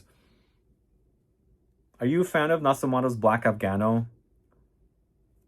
I love the name also. I think it's a super original name. Nasamato's Black Afghano. Let me know if you're a fan. What was unique about Nasamato's fragrances also, tiny little bottles. It comes with a cap that you can put on here so you don't have to carry the big original cap. But I never took it anywhere myself. Well, maybe I might have taken it somewhere. So, moving on to 2010, we are going to talk about Creed's Aventus. Yes, it's so important here. I mean, when I first got on the YouTube, I couldn't believe the talk about Aventus. It was so cultish kind of. It's like a cultish kind of fragrance. And the questions I would get, which batch, like, is it smoky? Is it fruity? I'd say it's Aventus. I don't know if that still happens. Do people talk about the batch codes anymore? I don't know. But also, Creed is owned by Kering now. And are the batch codes consistent? I'm sorry, it's no longer Kering. It was with Kering for a while. I believe it's already moved on to L'Oreal. I like this fragrance. I think it's a dumb reach fragrance. Very expensive dumb reach fragrance. Pineapple being one of my favorite fruits to eat, I like it. This version, I'm going to say, is not the fruitiest. But it's a nice balance of mossy notes, woods, smokiness, and the fruitiness and the citruses. It smells great. Aventus. Created by Jean-Christophe Hérault. This, I think, is more important. Much more important. Portrait of a Lady. As I said, I went into the store to buy Black Afghano. I smelled this. I was even more excited than Black Afghano. It doesn't smell as good as it used to, but it's pretty close. Why am I getting violet today for the first time? Is there violet in the note here? Notes? This fragrance is lots of rose, lots of patchouli. There's incense. There's spices, warm spices, like almost holiday spices. A little bit of fruitiness and an amber resinous base. But it's a Chypre style once again. I mean, It's so good. Really, really great. And still, even though they've butchered it a bit, or a lot, I should say, the potency and the beefiness is still pretty potent. Like, it's intense. Makes it a really awesome fragrance. Absolutely love this. All right, we are moving on to the next page.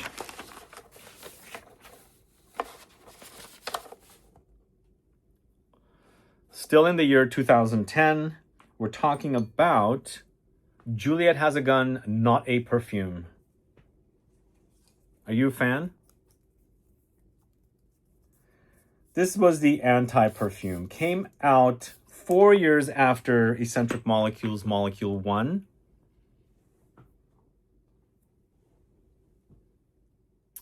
I just realized I have missed the fragrance. I'm going to go pause it and get it. But it's almost like there's hardly anything there, you know? The Superdose version came out in 2019, which is a lot more potent. This, to me, is hardly anything there. So it needs a skin, and it needs your body temp to do any kind of projection. And people have to really get close to you to smell you. But it's exactly that, not a perfume, because there's not hardly anything there. There's a smell, though. Don't get me wrong. There's a very, very faint smell. This is I gave my sister a bottle of this because she's a nurse. And I don't even think she can wear this at the hospital she works at. But there's hardly anything there. Let me know if you're a fan. Not a Perfume by Juliet Has a Gun. Next up, we are going to the... Whoa. Some of the caps do not stay on, guys. And when you have a really crowded table, there's room for crashes. So this is the next fragrance, Carnal Barcelona's D600. So I don't really know what's going on with the brand. I know they were distributed in the USA. They are no longer distributed. And I always felt like this was not an easy brand to have access to. I couldn't find the fragrances anywhere. So I'm not super familiar with a lot about this brand, but there's a few fragrances out there that I'm familiar with. I'm featuring this one here because I feel like they are important. There was a lot of conversation about this brand earlier on when I was first getting into the world of reviewing. And so I wanted to highlight them because they're pretty important. It's also a Spanish brand, so that's another reason why we need to have it, because there are some Spanish niche houses. This, to me, D600, does smell like it's a distant relative to something like Dior Homme Intense. So it's powdery, it's irisy, it's spicy. Not identical, though, honestly. It's not identical. It's a bit leathery, too, I think. But you've got the reminder of Dior Homme Intense, but it's also a bit rougher, not as smooth as Dior Homme Intense. What I like about Dior Homme Intense, and most importantly, the original Dior Homme Parfum, it's smoothness. It was so super smooth, even though the Dior Homme Intense Dior Homme Parfum was so super concentrated. This one doesn't smell like it's so super smooth. It's a bit rougher. It's also like texturally, it's a bit more granular, not like blended smoothly. But I think you'll be reminded of Dior Homme Intense or the Dior Homme DNA in general, but more in a niche way.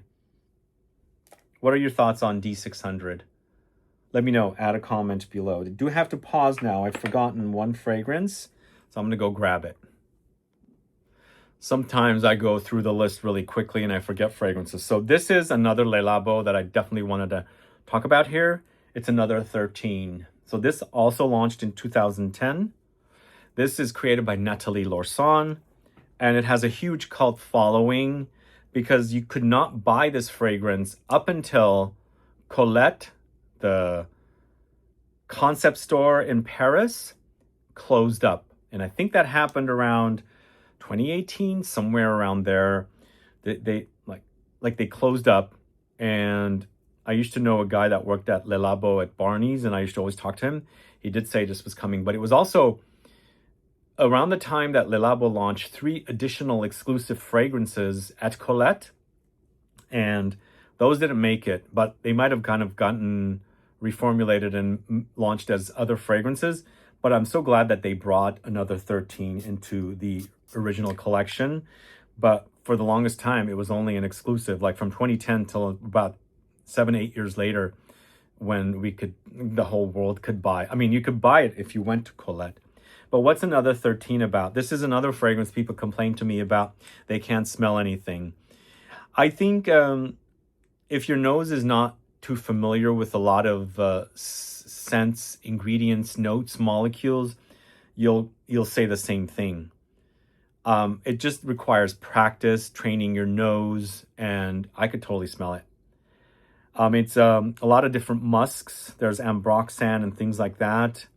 There's like light fruity notes. Maybe there's some light flowers, but it comes alive on skin. Really does. You won't smell it on you, but other people will, and they will compliment you. I've smelled this on other people and really love the way it smells. Although when I wear it too, I can smell it off of myself as well. But you could be nose blind to it. You could be anosmic to it. You might not be able to smell it. But like I said, other people will, because I smell it on people all the time. It just needs a little bit of body warmth. But I think it's one of the best. Definitely the kind of fragrance that needs to be on this list of the fragrances of the niche revolution. Are you a fan?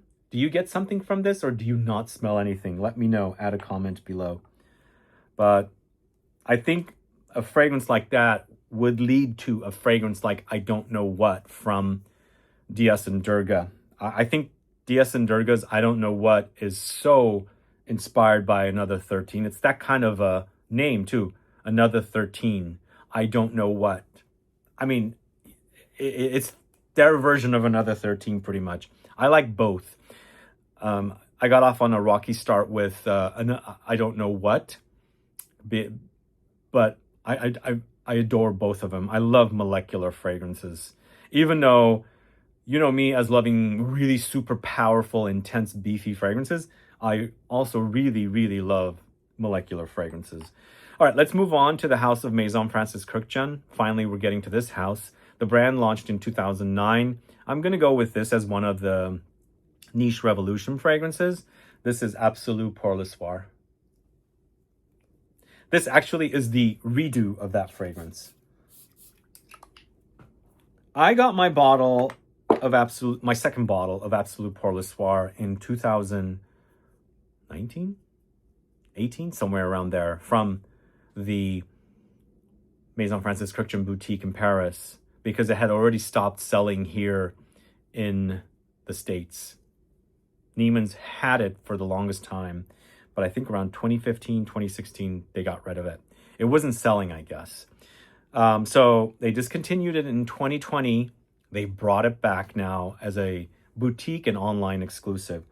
To me, this is a dirtier take on something like Mitza from Dior, and a little bit like Ombre Sultan from Serge Lutens. But this is much dirtier than Ombre Sultan. Super musky. It's a honeyed amber with a sweaty musk and a bit pissy musk as well. I think the honey creates that kind of slight pissiness that sometimes it's present in fragrances. But I find this to be one of the best from the house and one of the best fragrances that Francis has created. I adore this fragrance. It's so super sexy. It's almost like I somehow connected to Salome from Papillon Perfumery, but not as complex as Papillon Perfumery Salome. There's a lot more happening there than here with this one. But the fact that it's a bit sweaty, musky, and the animalic honey thing does remind me a little bit of that. But I don't think the fragrances are identical. This stuff is just, it's one of my favorites. And when I first bought this, they relaunched Absolute Pour Le Soir as a Selfridges exclusive with Absolute Pour Le Matin. And I think it's two years now, I think, when they launched it originally, and it's getting better. It's aging and it's becoming almost identical to the original. It's so good. Try and get a bottle of this if you like it musky and animalic. If you like your ambers musky and animalic. That stuff is amazing. Let's move on to the house of Ramon Monegal, another Spanish house from Barcelona. It's two Barcelona brands. This is Impossible Iris. This fragrance had a cult following for a while. I smelled it for the first time at Neiman Marcus here. Instantly fell in love with it. But, you know, it's Iris. It's one of the Iris fragrances that I loved, but then I had a hard time getting. Like, I couldn't find this fragrance because something happened at Neiman Marcus. There was all kinds of drama between Ramon Monegal and a few other brands. And I think the brand just got removed. And then it was really difficult to find Ramon Monegal anywhere. But this Iris is a bit makeup-y because I also pick up Violet here. It's super spicy, a bit vintage and old school, a little fruity, but definitely one of the best from this house. I mean, I was so intrigued by Ramon Monegal when I first discovered it at Neiman Marcus. They gave me a ton of samples. I did a video on the brand way back in like 2013. But most people think I would love their patchouli. I hate their patchouli, guys. It's almost like sulfur. It's almost like rotten eggs. I don't know what the heck they've done. It's a few fragrances from the brand that I smell that kind of... it smells like cologne, which I despise in fragrances. But I think it's called Mon Patchouli, M-O-N. Do they even make it anymore? I don't know. But that fragrance is awful. Like, I was like, hey, I love patchouli. Let me try this sample on. Whoa, what the hell? Why does it smell like rotten eggs on me? I couldn't wait to wash it off. It was vile.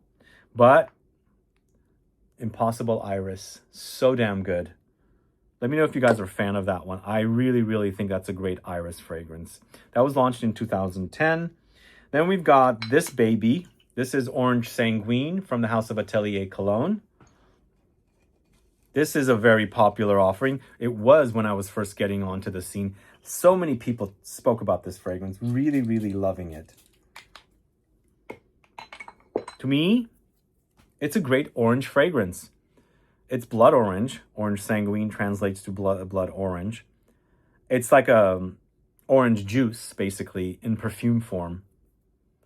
Not super complex, very easy to wear, sweet, a little spicy, not super tart, fresh, invigorating, happy, sunshine. Definitely put the brand on the map.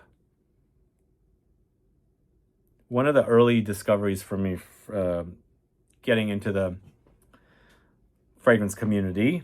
And luckily the brand was sold at Neiman Marcus. In fact, I got to meet the founders of the brand Atelier Cologne for an event they did there when they launched those white bottles. I forgot the name of the bottles, but the brand has removed all of the fragrances. There's no distribution in the States. They don't even sell them here unless you find them at the discounters. I don't know why.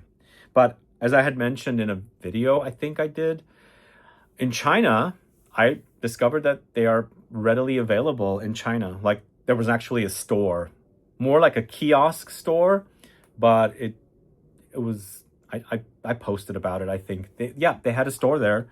Lots of new fragrances and, you know, the old standbys, newer bottles or new branding. So they folded in like 21 and relaunched in 24, I think, and only in the Asian market. So I don't know what their thinking is about that, but I guess that's what they're going to do. But let's move on to my very first Creed purchase. This is my second bottle, by the way. This is Royal Oud, launched in 2011, created by Julien Rasquinet. It's interesting. These two are IFF perfumers, both of these fragrances. So Jean-Christophe Hérault IFF for Aventus, and Royal Oud IFF for, you know, what am I saying? I'm a little all over the place. So Aventus was Jean-Christophe Hérault. He works at IFF. And Royal Oud is Julien Rascanet. He used to work at IFF when he launched this. Royal Oud was my very first creed. I think it's a really sexy DNA. It's a bit green. It's a bit woody. It's very spicy. It's musky. Slight bit vegetal. And something in there acts a bit smoky as well.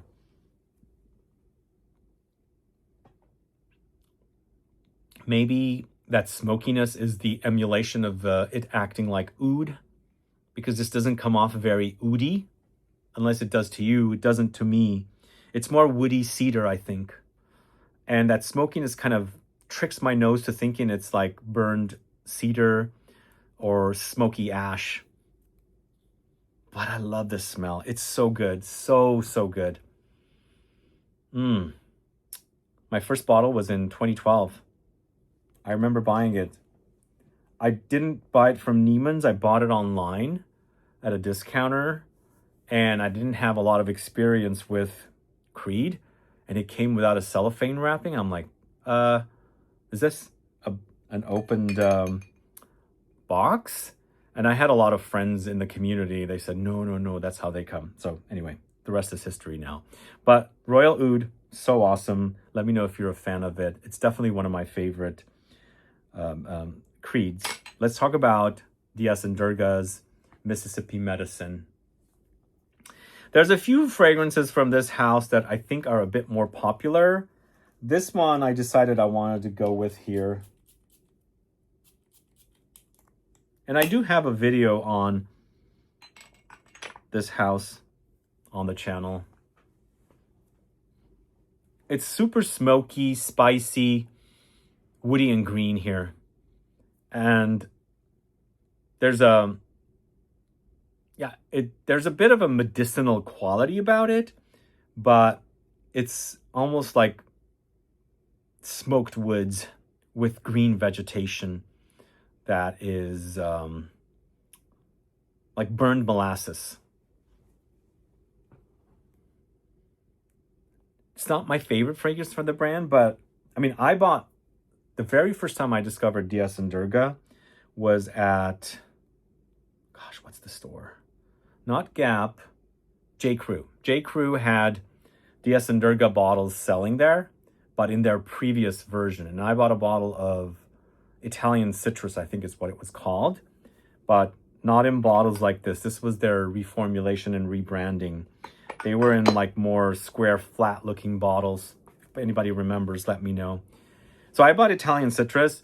I thought it was pretty decent, but I kind of got bored of it after a while. I think this is more like edgy kind of indie kind of brand. And that's why I'm featuring this one. It was either this or Burning Barbershop I was going to feature. But it's been around for a while, and now they've been acquired by the same company that owns Diptyque. It's Manzanita Group.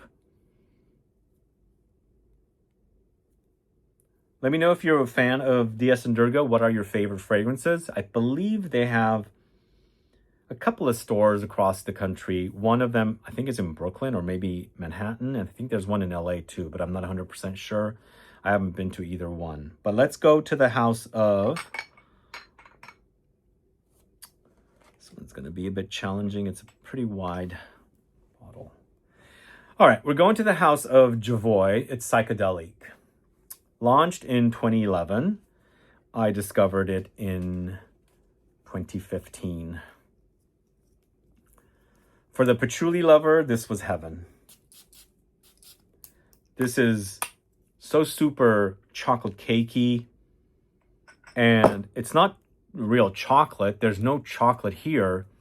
The combination of that earthy patchouli with the resins, the vanilla, and the balsamic notes and the spices together creates a chocolate cakey effect. It's so addicting, so delicious, so intoxicating. I absolutely adore this fragrance. I discovered it for the first time at the Javoy boutique on my very first visit there. Because when I went there, I wanted to go there for the store because everybody said that's the best niche shop in the whole entire world. Plus, I wanted to explore Javoy because I couldn't find Javoy anywhere near me. But it's so good. I think another fragrance that might have made this list would be Incident Diplomatique or maybe Private Label. But I don't have any other fragrances from Javoy on this video, unfortunately, because there's no room for it. So the next one, we're going back to Le Labo, and I am featuring this here, even though it's not my favorite fragrance. It's Santal 33. This has to be on the list because it's such a cult favorite with hipster types. I don't know what it is about this fragrance people love. It's a cypriol or papyrus overdose, I think.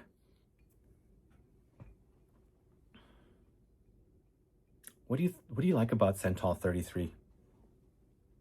Do you get pickle juice like everybody else says?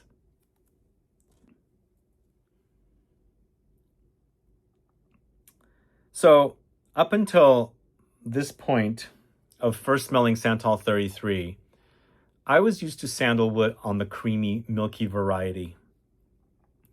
And then I put my nose to this. I was like, whoa, I can't figure out this fragrance. This is more of a crunchy sandalwood. It's almost like you've mixed in chopped up sandalwood and the flakes are what you're smelling out of the bottle mixed in with liquid. And to this day, it's a love-hate relationship, and it's more hate than love here. But what is it about this fragrance that people love? I don't know. Everybody has different tastes. I don't have a problem with anybody liking it. I just don't like it myself as much as everybody else likes it. So next we're going to the house of Mancera. I have to feature Mancera here. And even though I don't currently have a bottle of the original Cedrat Boise, I'm going to talk about it here as part of Intense Cedrat Boise. So Cedrat Boise came out in 2011, most likely inspired by Aventus. And it's not the pineapple that you get from Aventus, it's the fruits. And the differences between Aventus and Cedrat Boise, and even though I'm smelling the Intense, I'm explaining what I get from the original. You get a pulpy experience with the Cedrat Boise in comparison to Aventus. Aventus comes off sharper, not as juicy fruity, unless you get the fruity batch, I guess. But this is super pulpy. Like, imagine the inside of a juicy citrus dripping with the juices, and the texture is quite pulpy there. It's kind of like that here. That's what I like about it. That's what I like about this. It's just a citrus fragrance, not having the pineapple that's in Aventus. And it's a pretty great smelling citrus, but not like one of the best fragrances ever created. It's just a really great smelling citrus that you can wear all throughout the year or liberally enjoy in the summertime when it's warm. So that's Cedrat Boise. Been around for a long time. Up next, we're going to the House of Xerjoff in the Casa Moratti collection. It's Lyra. It is also my very first Xerjoff. So a lot of people compared this to the Laurence Dumont fragrance. Drawing a blank with the name right now. But what's this one all about? It's caramel and citrusy orange, like a sweet citrusy orange. And it's a gourmand. It's kind of sticky, caramelly, sweet, spicy, and also citrusy together. To me, this is actually today smelling a lot more like You know, those caramels that are like chewy or sticky. That's like sometimes salted as well. Like in France, you get it with fleur de sel. It smells like that with the addition of orange here. Like there's a sweet citrus added to it. I think along the way, I never thought that this was the loudest fragrance, but I think performance-wise, it did perform pretty decently. It's good. It smells great. It's definitely very caramel forward. Lyra from Zerzhov's Casamorati line. This is an original bottle. In fact, this is my very first bottle here. I bought that in 2012 or 2013. That launched in 2011. Now we're going to Amouage once again. We've got Interlude Man. This is the final Amouage fragrance I have on the list. And this is pretty much the most successful fragrance for the house up until Guidance was launched. And to me, I think it's truly original. It has to be featured here in the, you know, the fragrances that define the niche revolution. And the only reason I'm adding it here is because of the oregano. That's what makes it so unique. You'd never think that oregano would work in an amber fragrance that goes into an oody, smoky, dark, resinous direction, but it so works well here. And as far as amber fragrances go, this is not my all-time favorite. In fact, this is not my all-time favorite Amouage, but I have to put it here. It smells great. It's not like Santal 33 that I don't like it, but if I was going to reach for an Amouage, this wouldn't be the first one because it is quite dark, but I think it's genius. Interlude Man.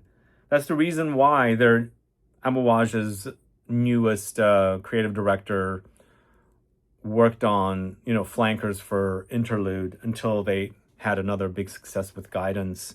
So they had the Black Iris version of this, and then they launched the extract of this.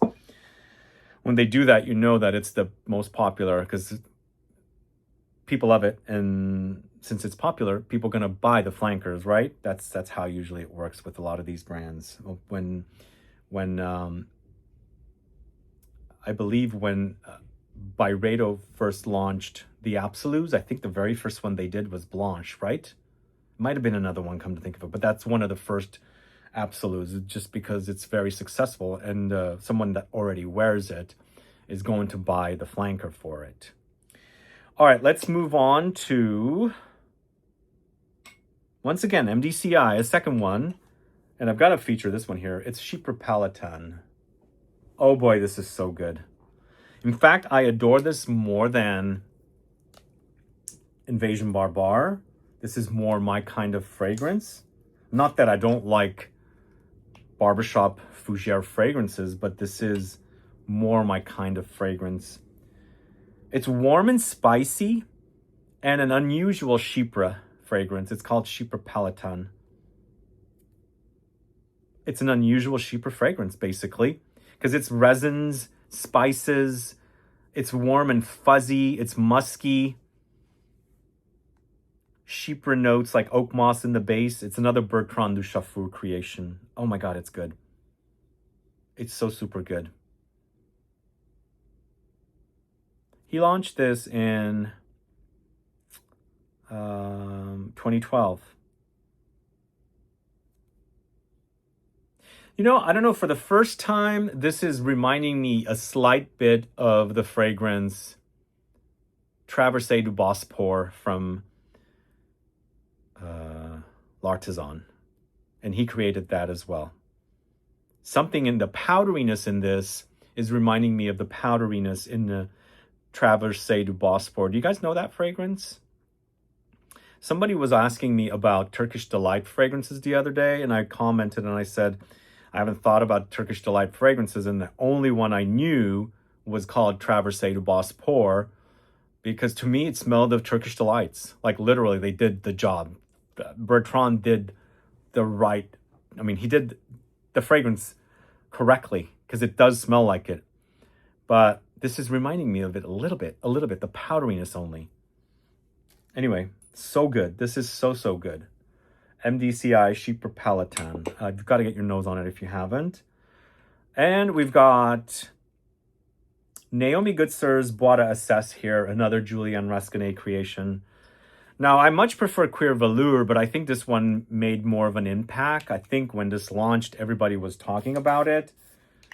Never had tried out, you know, something so smoky like this. To me, it smells like barbecued. Well, I shouldn't use the word barbecue, because when I use the word barbecue, I have to refer to meat that doesn't smell like meat. It's more of a forest fire situation. And I don't want to talk about forest fires because there's plenty of those happening, but more like you've chopped up woods and you're burning it and you've got the leaves. There's some greenness, piney touches and things like that. And you've got that smell here. But truly awesome scent, I think. But just like A City on Fire from Imaginary Authors, it's not very easy to wear fragrances like this. I love to smell them, don't get me wrong. That's one of the things about this hobby, is to smell. I get to smell so many amazing things. Do I want to wear every single one? Not really. But to smell it, to come back to it and smell it again, yes. This is one of those kind of fragrances. I really love to smell it because I like the smell of forest and a campfire and a fireplace and the smoke and all that kind of stuff. It smells great. That's what it smells like. Bois SS from Naomi Goodsir. All right. Next, we're going to the house of, well, it used to be called A Lab on Fire, and my bottle still says that. And it's What We Do in Paris is Secret. So I don't know why the brand changed their name. They took the name off of this fragrance. Now the brand is called What We Do is Secret. And the name of this fragrance is called What We Do in Paris is Secret. It's a bit too much, but I don't know, again, what the reasoning was to change the name. But I need to get a new bottle because my bottle is almost empty. And if I get a new bottle, this fragrance I would have worn in 3 different bottles, because I bought the fragrance the first time. It was in a more clear frosted bottle. Then it changed into this bottle. Now they have the new bottles, which are a bit thinner and more upright. This is another Dominique Ropion creation. It's a Tonka Gourmand. Not super sweet, but sweet and spicy. But it's good. The word What We Do in Paris is Secret. The name of the city is in here.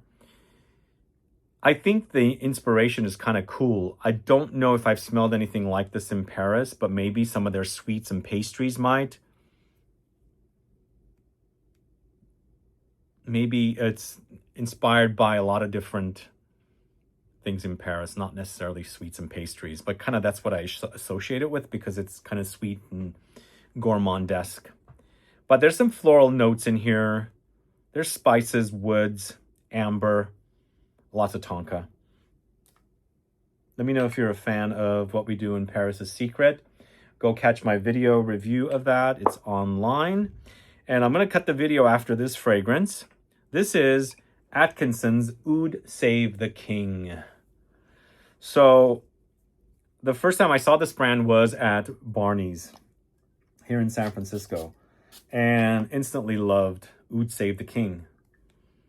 This is a 2013 launch. I think I discovered it at Barney's probably around 2014. I don't know what's going on with the brand, but I think I kind of do. I think from what I read, they are under the same company or parent company that does Versace and Moschino fragrances, which right now I'm forgetting the name. I do remember it. It's called Eurotalia. In January of 2019, I was in London and I visited the arcade that Roger Parfums is in, and they had a store there because it's a British brand. and I got a shave and a haircut, and I ended up buying a bottle, not this one, but another one there. And since then, I haven't really noticed what's going on with the brand, but they do have some great fragrances. I don't know how classic the brand is, but they have some classic offerings as well. Although my bottle does say made in Italy. How long has it been under Eurotalia? Maybe all along, earlier on. I wasn't aware of that. But this is kind of like a tobacco vanille style oud fragrance. Obviously, this is an oud accord and not much oud, but I would take the tobacco vanille back. I think it's warm and gourmandesque, not super spicy, warm spicy like tobacco vanille, but there are light touches of it. To me, it's a really great smell. I really love it, but it's very mass market oud, so I wouldn't go in thinking this is like oud. It's more sweeter, gourmand take on oud. Let me know your thoughts on Oud Save the King. I need to buy a few more bottles of Atkinson's. Anyway, I'm pausing the video now. We'll come back with more fragrances. All right, gang. We've got about 35 more fragrances approximately left. And some of the fragrances I have doubles because they have flankers, and I wanted to feature them with the fragrances. So we're going to get moving, but let me know if you guys have any questions with anything. Got to get my list back together normal. And before I move on, also, don't forget, we are just now dropping a new Scent Club kit. This is Scent Club kit number 18, featuring the latest from Sarah Baker, Vava Vanilla. And we've got L'Orchestre Parfum, Liquor BPM, and then finally, Hellenist, Le Bras de Morphe. More about that tomorrow. More about the kit tomorrow. I'll officially announce it on the channel. But if any of you are watching today, obviously, you can take advantage of that. So let's get back on to the list. So we left off at Atkinson's. Now we're going to the House of Boadicea the Victorious, Blue Sapphire. Now, this brand, I enjoy some of their other fragrances, but I felt like this is much more important to feature here as part of the niche revolution. This is a super oudy, slightly animalic take on fragrances. A bit fruity. It's intense with an overdose of spices. And almost like the oud in this acts a bit like moldy. Like there's a moldy earthiness about it, like damp, wet oud. It's super intense, really, really loud. Blue Sapphire, also, this is probably a really I think it's definitely a really expensive fragrance, but something that is worth checking out. Truly original. Sometimes the fragrances from this brand can be a bit inspired, but I think this is one that you should check out as far as the niche revolution fragrance goes. The brand's been around for a long time, quite a long time, I think. But recently, they've gotten really, really big. There's a huge department at Harrods upstairs in the salon. If you ever go there, they have a huge section, really gorgeously laid out, really awesome fragrances. I'm probably going to talk a little bit more about the brand later on in future videos, but I wanted to highlight Blue Sapphire as something that you should check out if you are into, the niche world of fragrances. So up next, going to the House of Montal, back to Montal, we've got Intense Cafe, and I'm also going to highlight a little bit of Ristretto Intense Cafe, which is the flanker.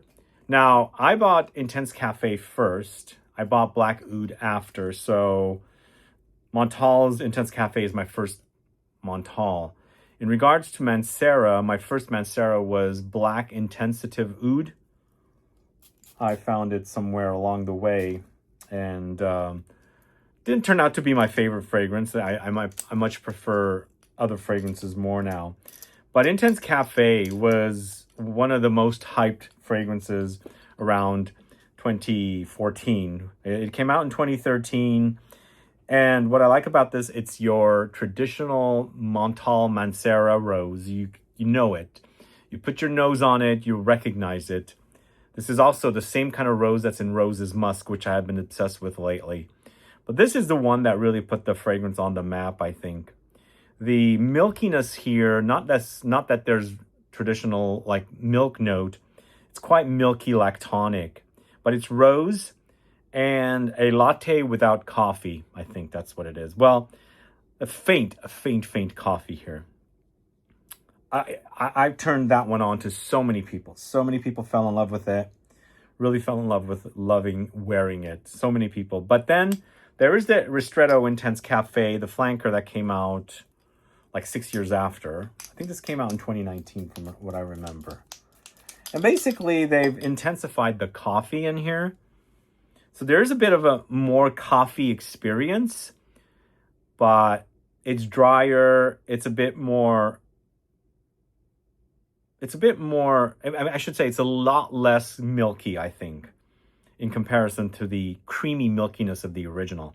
But once you get the rose in, it starts smelling very similar. Just acts a little different, a little bit more coffee. There's a little bit of the idea of, like Sensual Instinct was another fragrance that came out around the same time. I think it smells a bit like Sensual Instinct from the brand, which Sensual Instinct reminded me a little bit of Baccarat Rouge. So you've got that kind of a DNA in the flanker Ristretto Intense Cafe. But both of them I really, truly love. Really love. But the one that I've turned on to so many people is Intense Cafe, the original. So that's from 2013. Let's move on to Orza El Legrand. This one needs to be here. And this might be kind of like a legacy brand, but legacy kind of a luxury brand. But it was dead for a long time and it was resurrected, I believe in 2013, the brand Orza El Legrand. And this is Chypre Mousse. So originally this was launched in 1914. This was brought back in 2013. Now the brand is mostly a niche brand, obviously. And nobody local sells this. Lucky Scent sells the brand pretty much. If you're ever in Paris, visit their store. It used to be in a different section. Now it's moved into the Madeleine. So it's a bit easier if you're shopping around the department stores. You can go visit the store. It's beautiful. I love the brand. I have a lot of their fragrances. And this Chypre Mousse is another Chypre style, but very earthy, green, and like vegetal. Like it's fennel, mushrooms, soil tincture, oak moss. So it's green, herbal, vegetal, mossy, earthy. Super awesome scent. Truly unique. One of a kind. So niche. Awesome niche. Let me know if you're familiar with Chypre Mousse. Orza El Legrand. I absolutely love that brand. Something that's completely the opposite of that brand. We've got a luxury brand here from the house of Raja Parfums. This is, well, my bottle says Creationy, but this is also known as Enigma. I believe there was some kind of a trademark issue with this, so they released a fragrance as Creationy here in the States. This is the Pour Homme, by the way. There's also a Creationy Pour Femme. But now I think the trademark issue is gone. It's now back to being called Enigma here in the States. This is so yummy. This is one of the best from the house. Very popular. And it's kind of ambery, but also a bit fizzy, Coca-Cola-esque, but super boozy. Like cognac is the note here. If you are a fan of boozy notes, you've got to get your nose on this one. This version is the Parfum. I believe there was a Eau de Parfum. I'm not sure if it's still in existence. But there's also the orange bottle, which is, what are those fragrances called? Like the Elysium bottle that is in that same bottle. There's a version of that in there too, which I think those fragrances are known as Parfum Cologne. I think that's what Raja calls them. So there's that version, but I prefer this one. This is super awesome. One of my favorites from the house for sure. And that actually has a following. Definitely deserves to be on the list here. Now, next fragrance is the one and only Middle Eastern brand that I have in this list. I decided to leave a lot of the Middle Eastern brands off because a lot of them are pretty dupey. But I have this one. And this was one of the earlier Middle Eastern brands that people were talking about. Also, this was placed very high, and I just dropped it. Actually, I forgot that it comes off from the bottom, so it fell. Thankfully, it didn't break, but brands got to learn that not to do this, because you pick it up from the top, you don't pick it up from the bottom. Anyway, so I dropped it, but thankfully it didn't break. So this is Abdel Samad Al Qurashi, and it's Safari Extreme. You guys familiar with this one? Absolutely love this. This is so, so good. And a must get your nose on fragrance. I mean, oh God. Okay, there it goes. I thought, whoa. I hope I don't have any cracks here, because this is all glass and very sharp.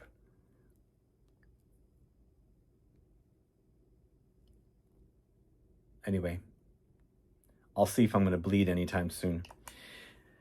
So this is a leather fragrance, super Middle Eastern smelling. I think it's got a lot of saffron. When I was in Dubai, I saw their store. I bought some fragrances from there, but I was out of this fragrance. I couldn't find this at their store in Dubai. Finally, I found it like after I came back, and I wore through 2 bottles, I think, because somebody obviously in the fragrance community had messaged me and said they were having a 2-for-1 sale, and I bought it. You got buy one and get one for free, and I bought 2, and it really, really great scents. So it's leathery, it's spicy, it's saffron forward, very Middle Eastern smelling.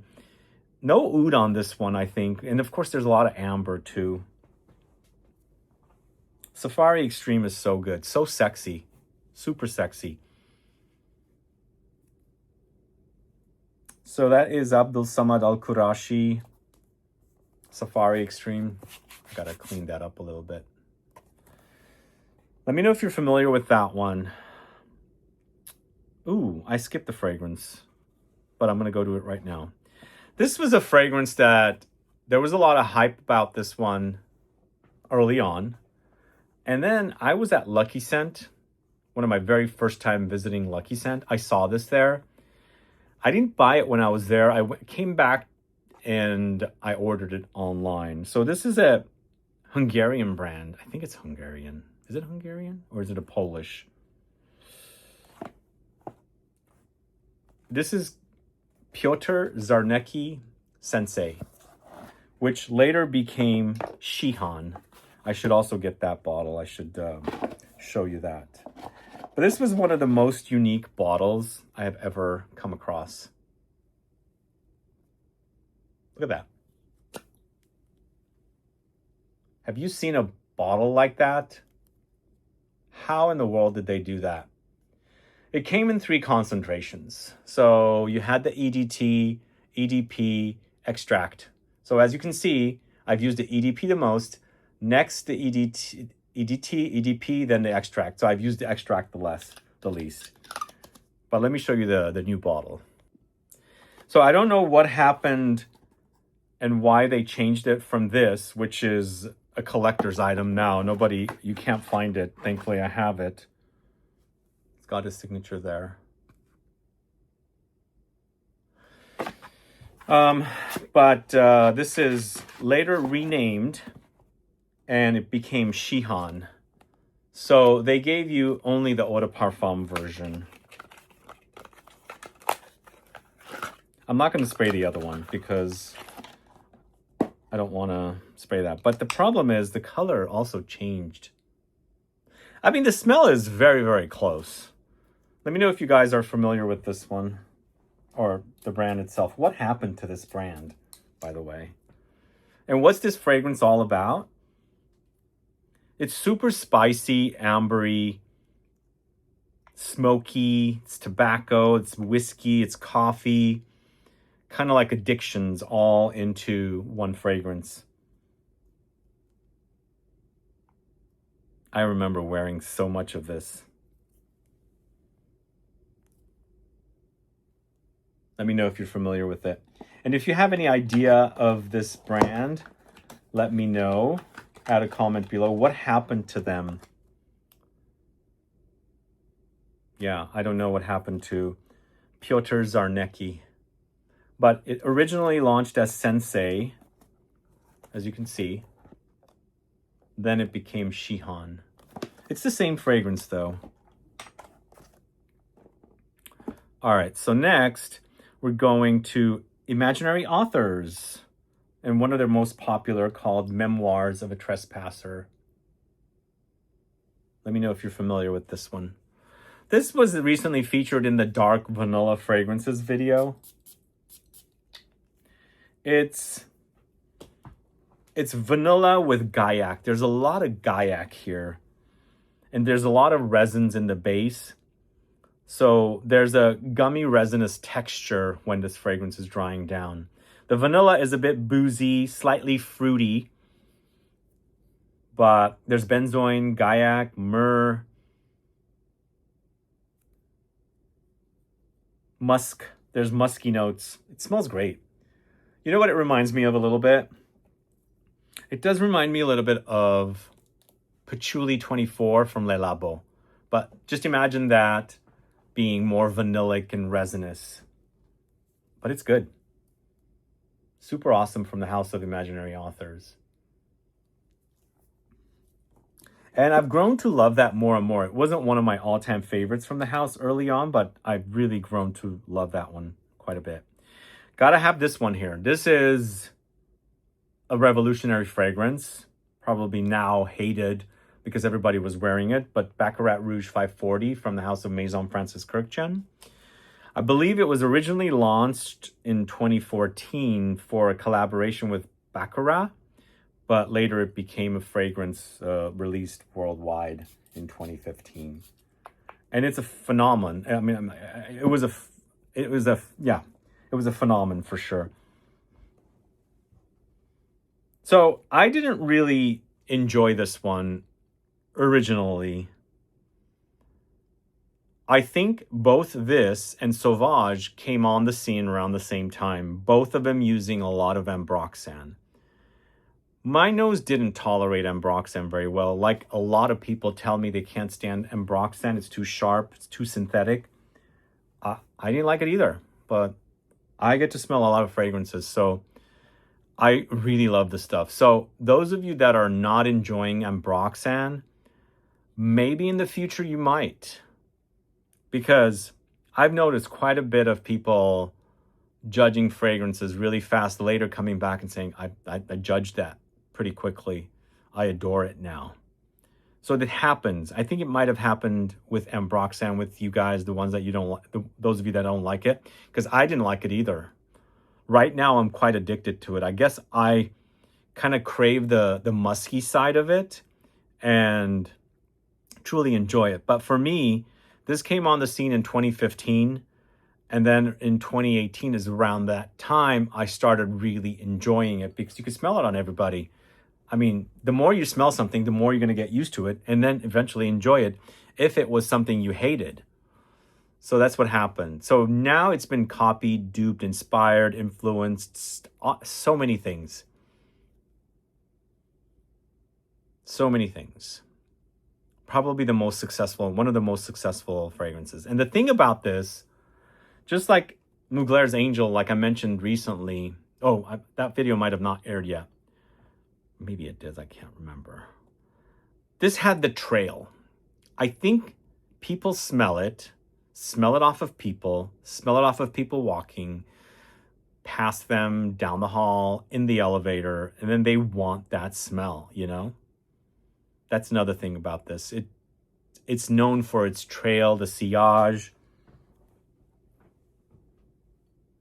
It's a good one. I'm still not tired of it, although I don't wear it much anymore because I've moved on.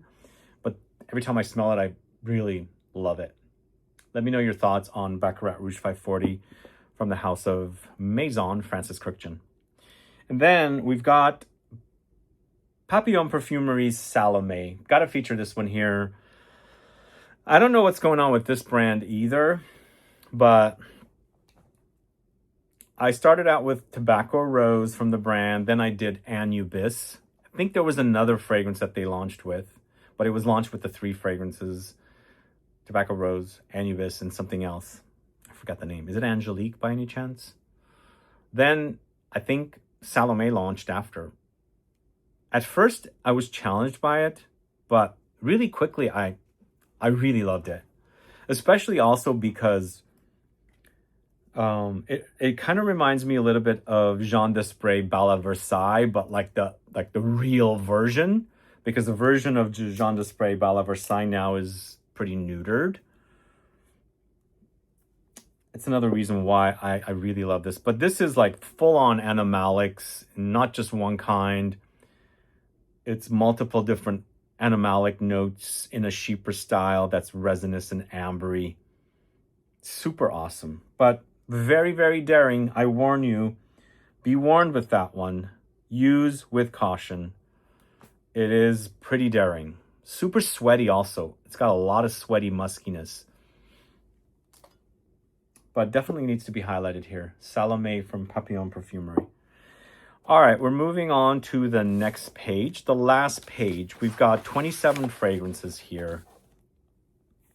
And then we'll be done with the video. I don't know how long today's video is going to be, but I have a feeling it's going to be longer than 3 hours, going closer to 3.5. So much more longer than normal. But let's move on to the next fragrance. Going to the house of Paris Monte Carlo. It's Rose de Taif Extrait de Parfum. I was originally going to put Oud Imperial in the list, but it's not one of my favorite fragrances, so I decided to go with this. This is also the extract version of the original taller, thin, rectangular looking bottle. But the extracts of this house are super amazing. I mean, Rose de Taif is so delicious, super creamy, super intense. Big bad rose. Like very spicy, very citrusy, lemony. And you put your nose to this and you smell red. Like you smell the flower. Like it's almost like rose jam in perfume form, if you've ever had rose jam. It's really delicious. It's so long lasting. It smells fantastic. If you're a rose lover, you've got to smell this. And I appreciate the extract way more than the eau de parfum, but maybe you prefer lighter, go with that. But I can't guarantee how great it is here that it's going to be great as the eau de parfum. Same thing also, lately I've been digging their Vanille Tahiti. No, not this one. What am I doing? The Paris Monte Carlo Vanille Tahiti. Oh my God, I'm obsessed with that now. Now that's become my favorite over this, but this is iconic, I think. I absolutely love this. And again, with the Vanilla Tahiti, I much prefer the extract version over the EDP. Go figure. I like those concentrated fragrance offerings.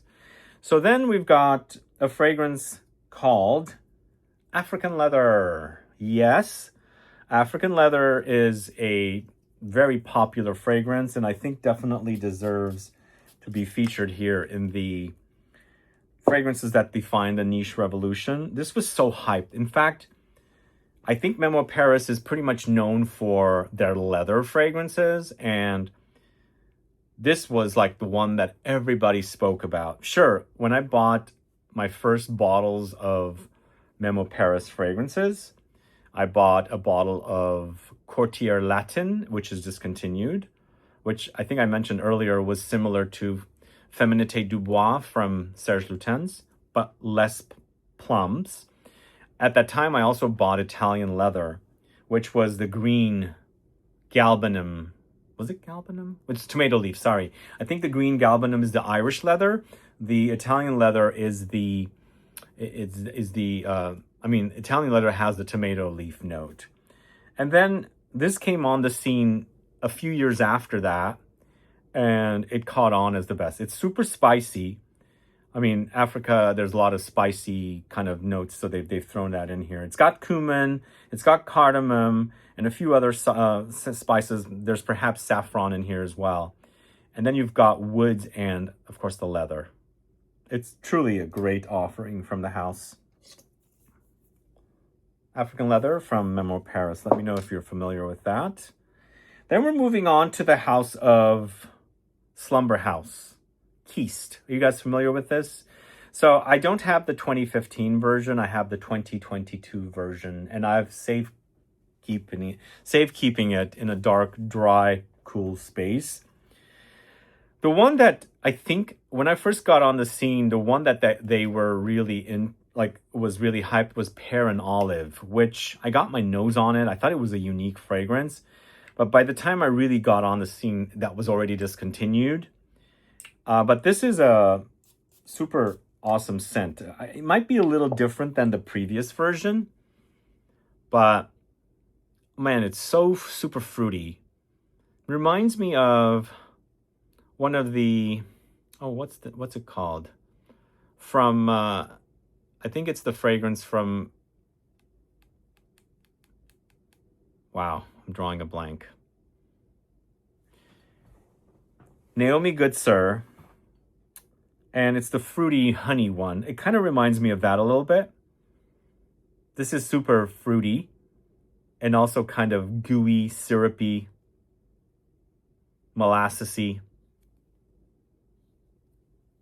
I've got 3 fragrances from the house that I'm safekeeping. But this one does, what's the name of the one from Naomi Good Sir, which is my favorite. It's a Bertrand Duchaufour creation. Totally reminds me of it. In fact, I might prefer that one a little bit more than this, but this is definitely really, really awesome. There's some funk in this that the one from Naomi Good Sir doesn't have. This one just challenges me a little bit. Let me know your thoughts on Keist. And let me know your thoughts on Slumber House in general. But let's go to the house of Terenzi with their most popular Kirke. So I first discovered this brand in 2014 when Barney's brought them on and did a event. And Paolo Terenzi had come. I think he came twice. Did he come twice? So I'm using Kirke here. It's not my super favorite from the house, but it seems to be very, very popular. It's fruity. I think it's mango. It's woods and spices, amber, and it's got that very prominent smell that I smell a lot of in fragrances from Xerjoff and Middle Eastern houses, or houses kind of leaning into that Middle Eastern luxury style. This came out in 2015, so it's been around for a good 11 years, and it's still really popular. I think they just came out with a flanker called Kirke Overdose, which I got to smell at Javoy when they had just put it out in their new section in that store. I felt like it was really super intense. But I'm not the biggest fan of mangoes, honestly, guys. Mangoes in fragrances. So this one doesn't call to me that much. It reminds me of Xerjoff. They're very similar. What do you guys think?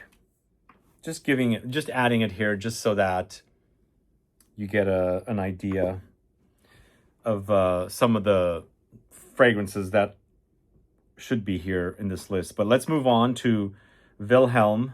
This is Dear Polly. This is another brand I discovered at Barney's. Barney's had this line pretty early on. The one that I really fell for was the Basilic and Fellini or something like that. This to me is a super zesty citrus. I think it's definitely one of the more popular from Wilhelm Perfumery. This is also, just like Byredo, fragrances created by, what's it called? Jerome Epinay of Robertet. I mean, there are some similarities between the fragrances, but not so truly identical. There is some overlap, I think. Like the base notes here does remind me a little bit of stuff from Byredo. But this is citrusy. It does get a little bit smoky when it's drying down.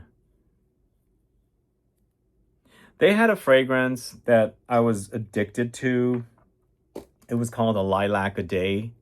One of the best lilac fragrances ever. It's discontinued, sadly. Thankfully, I have a bottle somewhere that I've stored away. Maybe it's here with all this their stuff, but I'm giving you Dear Polly today. Poets of Berlin is also great from the house, but I feel like Dear Polly is a great representation for the brand. Let's next go to Xerjoff with Naxos.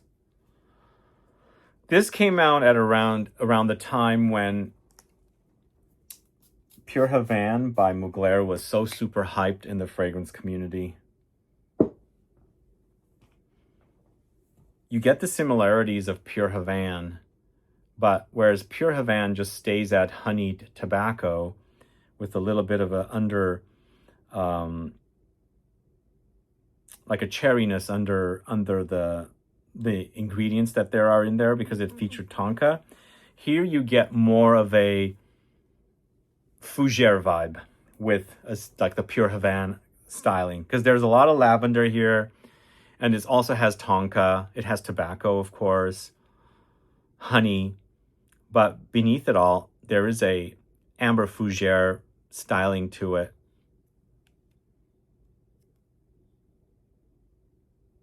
I really enjoyed both. Pure Havane is long gone now. I think they might bring, I don't know, maybe they'll bring it back. Who knows? Everybody's been wanting it back. Mugler doesn't listen to their customers. They should just bring it back as an eau de parfum. But right now, they're kind of just launching Angel and Amen joint releases. They did it for 2 years in a row. Let's see what they're going to do this year. I haven't heard of any announcements yet. But going back to Naxos, Naxos is so damn popular. Anytime somebody comes to the studio to do a sniff session, consultation, if they want to smell, if they want to smell Xerjoff, the first fragrance they want to smell is Naxos. It's strange. That's how popular it is. Are you a fan of Naxos? Let me know your thoughts. Add a comment below. Do you get the barbershoppy touches? Add a comment below. Let's move on to the house of Kerosene. Kerosene, when I first started watching YouTube videos before I started a channel, Kerosene used to do YouTube videos on fragrances. Then his channel was completely gone and he launched a brand. But I'm not going to talk about one of his earlier fragrances. I'm going to talk about Follow. I feel like Follow is super hyped and popular for a great coffee fragrance. But I'm also going to touch on Followed as well. But let's talk about Follow first. Follow is a syrupy, dark black coffee. Wait, did I spray Follow? No, I sprayed Follow. No, this is not Followed. Ooh, it smells so like imagine you made drip coffee, but you put so much coffee in the tray that it's made a thick, dense, dark coffee. It's so super strong. 2 sips and you're going to be wired. That's how it smells. It smells really good. Wow, really, really great. It just smells super concentrated. I haven't pulled that bottle down for a while. Yeah, it's really good. One of the best coffee fragrances out there, I think. But it's not milky like Intense Cafe. It's not super gourmand. It's just coffee, like black coffee, slightly sweetened, and a little bit of molassesy, syrupy kind of texture there.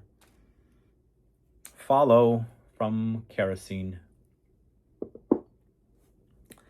All right, yeah, I'm going to talk about Followed. I will spray it one time, but I don't understand the deal with this fragrance. Okay, people claim that apparently I'm being paid by the brand to talk about it and say that it's super potent, because apparently the people that claim this think it's not potent. Like, it's strange. And I did spray 2 sprays, so it's going to be in here for a couple of days. Woo, that is strong. Yeah, that's basically, okay, I had a sniff session client here this weekend, a couple. They spoke about this fragrance. They bought it after watching my video. They said I think it's a girlfriend and boyfriend. The girlfriend doesn't like it when it's sprayed in the house because the smell lingers there for a long time. which I agree, because the first time I sprayed it here in the studio, it went all over my clothes and my jacket. Well, I didn't even spray it on my jacket. It was on my shirt. I put it on my jacket, took it home. I could smell it on the jacket for days and days and days. So it's basically a beefed up version of the original. It's potent as heck. So let me know, do you guys get super beast mode with this, or do you get weak? Because some people say it's not weak. I mean, it's not strong at all. I don't know. I don't know. Maybe that's because they are anosmic to certain ingredients or notes in this. A lot of people claim it's been reformulated. The brand says it's not. So I don't know what causes that. Like most people, like 98% of the people think it's super beast mode. There's a tiny amount of people that say it's reformulated, don't believe what they say, it's not beast mode or whatever. But it's super intense for me. Like I've got quite a bit of juice in there. I rarely spray it because, and I don't want to spray it on skin because it's going to be like super long lasting on. Like I had it on my pants and I had the pants dry cleaned. It took a few dry cleaning cycles for the smell to be gone. And for the jacket, it's one jacket that I rarely wear anymore. I can still smell a little bit whenever I pull that jacket out. In fact, now that it's getting, towards spring, I might pull it out and I might smell it on there as well. So let's move on to Parfums de Marly's Layton next. So I am featuring this one here, and I feel like this is the most hyped from this house. I first bought a bottle of Herod, which I do really enjoy. But I think Layton is also a really awesome scent. It's very creamy woods, but super vanillic and spicy like cardamom. And I think this is pretty much what's running the show. So it's for sure vanillic, but very woody, dry, and spicy.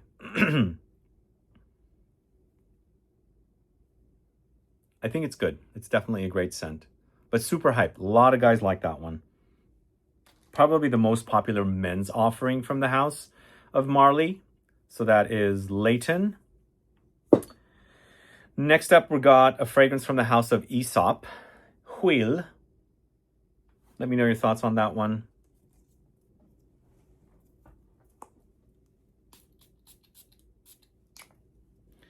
Huile, I think might have been inspired by Comme des Garçons Hinoki. Can't remember if Hinoki came out before Huile, but Huile is also a Hinoki cypress woody fragrance.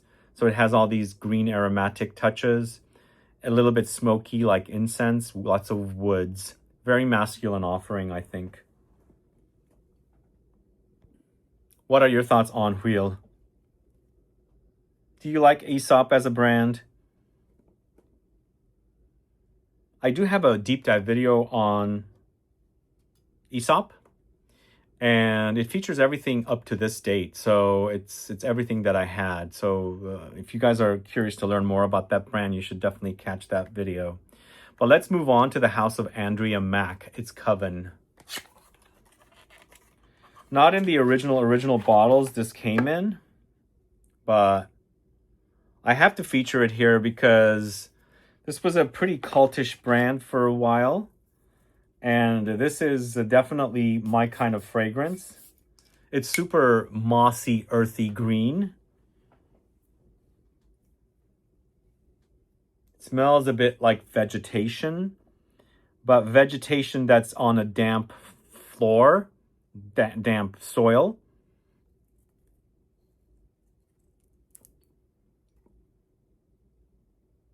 I don't know. It's really good. It's green, but super earthy.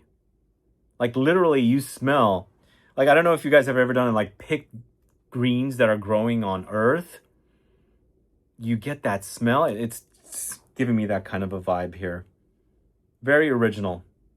And for a long time it was super cult brand until they went a bit mass. But I like that one. That one's definitely my favorite from the house. But I have to be honest, I haven't really explored the brand further than Coven. They were like distributed for a little bit here in the States, then they went solo. So I don't know. It's a bit difficult to find the brand, but glad to have Coven as it's my favorite from the house. Let's move on to Nishane next. It's Hachivat. So super hyped and definitely very important for this theme here. A lot of people think this is a clone of Aventus. Now, it might be a similar structure, but they wear so different. So I would do it like this. There's Cedrat Boise, which I spoke about, which is super pulpy, juicy, fruity. Then it's Aventus, which kind of goes a little softer, but not necessarily anything close to Cedrat Boise's pulpy juiciness. And then you go to the complete opposite side with a super screechy kind of metallic woods experience here. And of course, you've got the grapefruit, the citrus, and then you've got pineapple here as well, and patchouli and woods and mossy notes and things like that. I find this to be long-lasting, of course. It's an extrait de parfum. And I also find this to be like super cooling. That whole screechy metallic effect in this gives it a cooling effect. It's a great smell to wear in the heat, I think. In the heat, it blooms a bit and gets softer, but stays pretty screechy metallic overall. So Nishane Hachivat from 2017. I think that's pretty much the fragrance that put the brand on the map. I've got another one coming up here in a little bit from Nishane. But let's move on to the second and last Parfums de Marly. We've got to talk about Delina. Very important fragrance for this theme. This apparently is the biggest seller for the brand, more than any of the men's fragrances. And I feel like men are more, I mean, I don't want to judge, but I feel like men would be more into Parfums de Marly than women would be. But I think Delina is definitely a very successful fragrance, the kind of fragrance it is. And judging from the fact that there's already 2 additional flankers of it, gets to tell you they're making bank off of this fragrance. To me, this is tart fruity. Underneath it, there's like this creamy milkiness that kind of reminds me of the milkiness of Intense Cafe, because there's also rose here, but this is rhubarb and also lychee fruit, I think. So you've got that tartness from like a rhubarb lychee combo. And the rose comes in. Maybe there's some peony in here as well. Super feminine, juicy, milky, pulpy, creamy, rose and fruitiness. Fruity floral. Quentin Biche.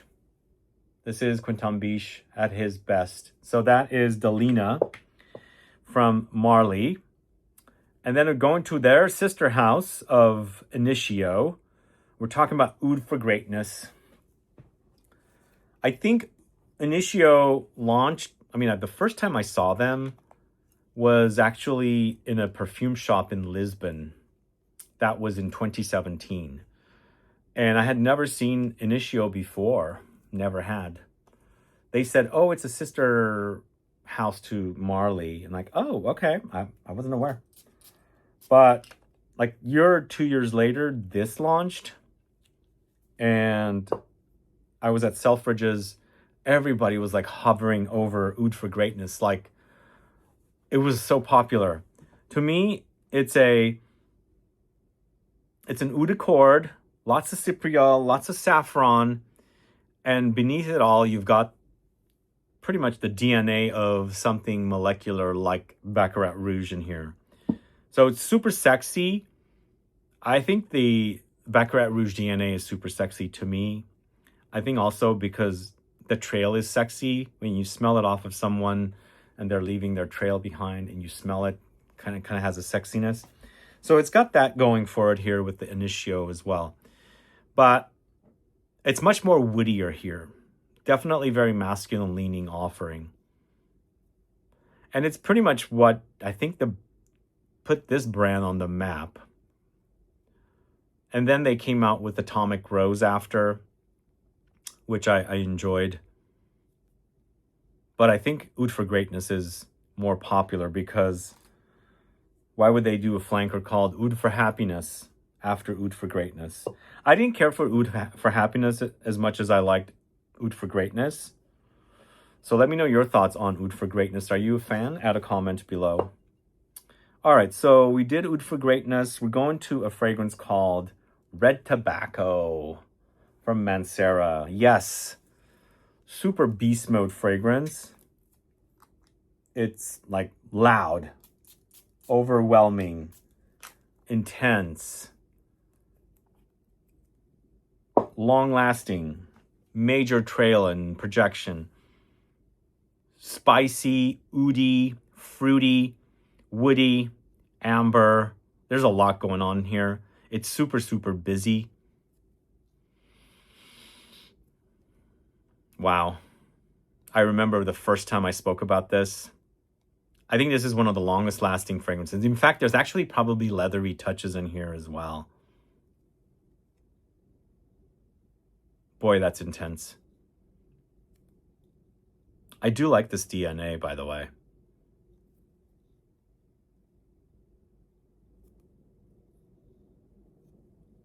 Yep. What are your thoughts? Red Tobacco by Mancera. Now, I wanted to include a Fueggia or Fueggia, the Argentinian brand here. The only thing I have from the brand is Muscara Cacao, which is actually featured in the chocolate fragrances video that I put up earlier, a few days ago. If you didn't catch that video, please go catch it. It features about 52 fragrances, so it's like an hour and 15 minutes, not as long as this video. But I want to highlight them as an important niche brand for the niche revolution. They came onto the scene pretty early on when I was first, doing videos. But I didn't much experience their fragrances up until towards the end of the 2010s when I discovered their store in Milan. That's when I really started digging into the brand. They do sell them now here locally in ZGO, but only a few fragrances, not everything, because they have so many different fragrances. Like when you go to their store, it's an amazing space, first of all.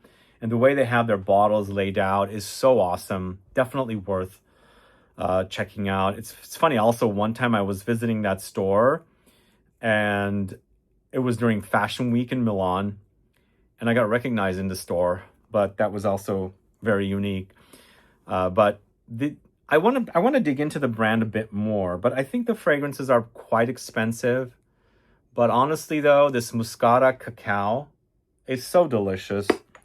It smells like realistic cacao. And I mentioned in the video, the chocolate video, by the way, happy Valentine's Day, because today is Valentine's Day. I completely forgot. I mentioned that this smells like you just opened up a container of like some of the most luxurious cacao. And it's called Muscara Cacao. So it's musky and it's cacao. So realistic chocolatey smell. But so good, really nicely done. I believe the brand has a few different Muscara themed fragrances, but I fell for this one. This is also from the Milan store. Now I don't know. I think the brand is based out of Milan now, from what I hear. The brand was born in Argentina, but I think it's based out of Milan. There used to be a store in New York City as well. Is it still there? Anybody know? Let me know. Add a comment below. But yeah, that is Fueggia. What fragrance do you recommend? Again, I won't be going back to Milan this year for Incense because it's taking place in June, and I got my own project happening in June, so we'll let you guys know about it soon. But I do want to buy one more fragrance from the house. Let me know. Oh, I will be in London, so maybe Harrods carries the line as well. Okay, let's move on to BDK. I've got two fragrances from BDK. Gris Charnel, Of course, that's the most popular from the house. And I do have to talk about its extract as well. The first extract that was launched from the brand, what does that tell you? It's their most popular fragrance, right? So honestly, I have to say, Gris Charnel is not my all-time favorite. I don't hate it like I hate other fragrances, but I prefer Passoir, Velvet Tonka, which they have an extract coming very soon, and a few other fragrances. But Gris Charnel is nice. I think it's nice. It launched in 2019. By the way, I discovered this brand in Brussels when the brand had just premiered. It was December of 2016. I discovered it for the first time, never heard about it. I posted about it on my Instagram. Got a message from the brand. Thank you. So, Gris Charnel is tea. I don't know what makes this fragrance popular. I think maybe because it's so unisex.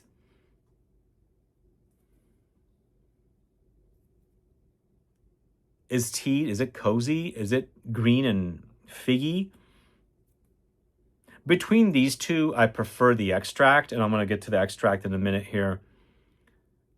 It's a bit smoky as well. I mean, it's called gris, it's gray, right? It smells gray. I mean, the fragrance itself smells like smoke or fog, which is gray. But what makes this fragrance the most popular fragrance from the house? I don't get it. Are you a fan of Gris Charnel? It's a very popular fragrance for the house, for sure. And again, as I say, the most popular ones get the extracts. Delina, they got an extract. They got two extracts. We've got Gris Charnel here. And I guess the second was the most popular was the Passoir. So they had the Passoir Extrait. Then it was Rouge Smoking. So now on to one of my favorites from the house. Passoir Extrait being my first. Velvet Tonka is my second favorite, or was. I have to go back. By the way, there is a BDK deep dive video on the channel as well. But now we've got Velvet Tonka Extrait coming, which I'm so super excited about. I really want to check that one out because they've added pistachio. Also because the perfumer at the time worked for Simrise. She's now moved on to IFF. So they don't usually have access to the same ingredients. Like they'll have access to Tonka here and Tonka there, but they don't smell identical. So how does she do that? Like if a perfume moves from one firm to the next, does the fragrance end up smelling completely different because they're using similar ingredients, but they're from different, farms and harvesting and distilling and all that kind of stuff. So we'll see how Velvet Tonka Extrait is. But Gris Charnel Extrait, once again, it's gray. It's a bit smoky. It's a bit green. For sure, it's the tea. But to be honest, it's not my favorite fragrance of the house. But people seem to love it. Let me know if you are a fan. But the extract, for sure, I appreciate more than the original.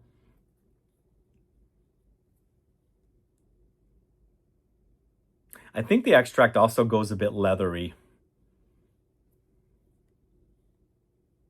What do you think? Which is your favorite? Gris Charnel or Gris Charnel Extrait? Add a comment below. So that's from the year 2019. Also in the year 2019, we got this. Francesca Bianchi's Sex and the Sea. Just did a video with Dahlia, a deep dive on Francesca Bianchi's fragrances. If you like this brand, go catch it. One thing to know about Francesca Bianchi's fragrances, the DNA runs across all of the fragrances. Very similar DNA for me. But what is this? It's not a beachy fragrance, but it's beachy fragrance adjacent. It's super powdery, fruity, honeyed, floral, woods, powdery orris, bit animalic in the dry down.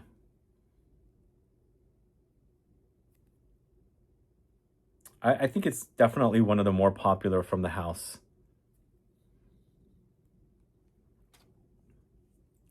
Definitely go catch my deep dive video on Francesca Bianchi fragrances. It's live now. So let's move on to Marc-Antoine Barrois' big seller, Ganymede. Wow, the reflection is pretty bad on this one. And my bottle is, my bottle has gotten a bit, yeah, I don't know. It won't clean up that well. So Ganymede, Quinton Biche's most popular fragrance. I think out of everything, he's probably selling Ganymede the most. I mean, it's a good one. It's immortelle, it's saffron, it's violet leaves, it's minerally, it's spicy, it's ozonic and fruity, and a bit leathery and musky. And it's super sexy, just like Baccarat Rouge. It gives me a similar vibe. Not a smell, a vibe.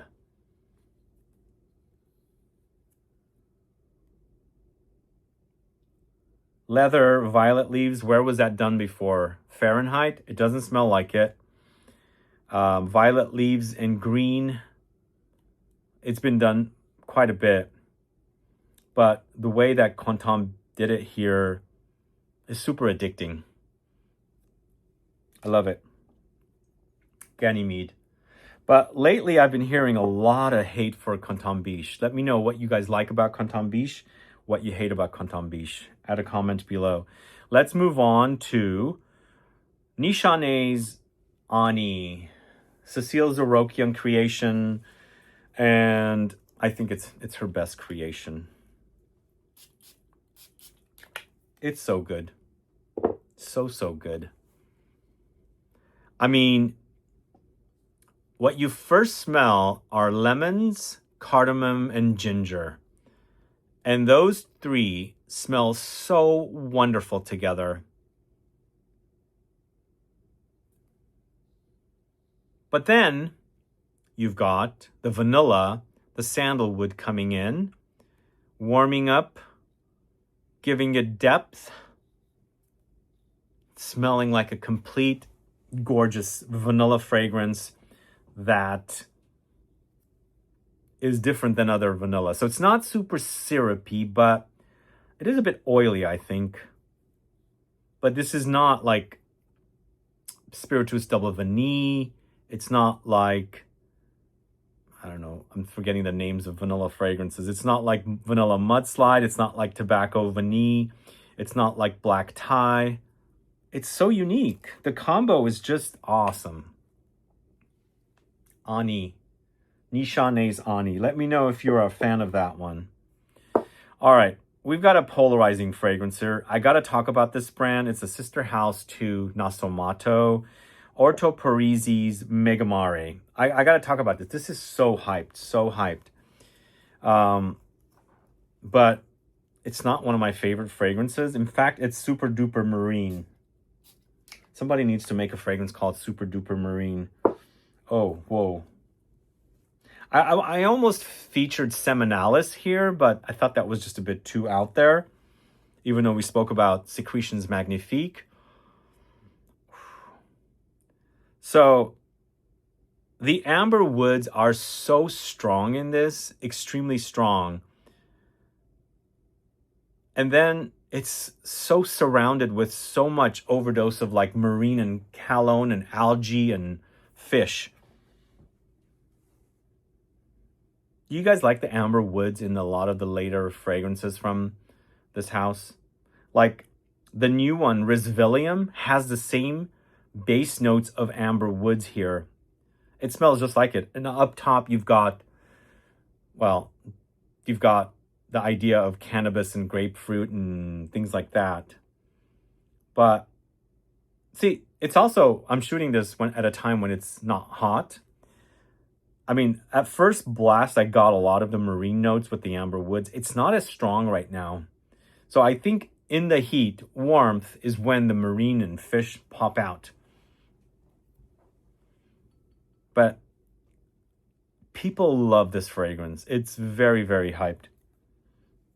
For me, it's not one of the best, but maybe it is for you. What do you think? Mega Mare. It's a great name. It's such a great name for a fragrance. I don't know who came up with it. Maybe it was the perfumer, Alessandro Gottieri. Maybe it was somebody else, but it's such an awesome name. I don't know. I think that's another reason why it sells, because the name is so catchy and, people love it.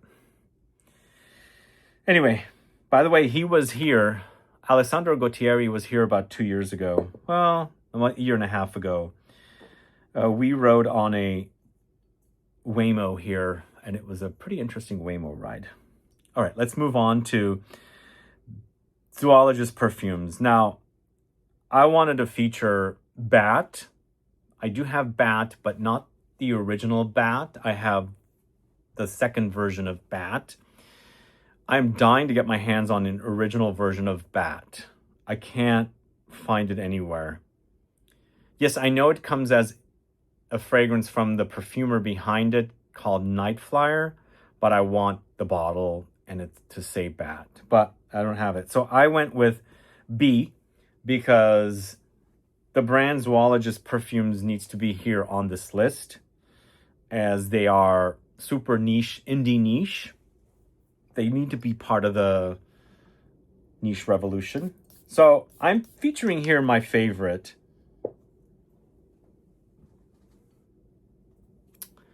This is a super yellow floral honeyed offering. It's gourmand. My bottle, I have to be honest, has gotten super caramelly. Like it is intensified, and caramel butterscotch is what I get now. But there's mimosa, there's broom here. They bring out, like with mimosa, you can bring out its honeyed facets. And so this is like dripping and drizzled in honey. It's so sweet. It's gotten extremely sweet as the bottle has matured. But I think they have beeswax or royal jelly here. And it's such a great representation for the bee. I think it just totally works. It might be a bit animalic because honey does go a bit animalic, but I feel like the sweetness covers it up. What do you guys think? Are you a fan of bee? Do let me know. Add a comment below. Okay, we've got probably about 10 more fragrances left. Up next, we're going to the house of Essential Parfums, and it's Bois Imperial. Another Canton Biche, and this one has his name right on it. So, do you get similarities of this one with Ganymede? I think Bois Imperial is a bit more like a cross between B683 from Marc-Antoine Barrois and Ganymede together. To me, it's a bit more woody and not as minerally as Ganymede, but the DNA is there because for me, I also get Ganymede from B683.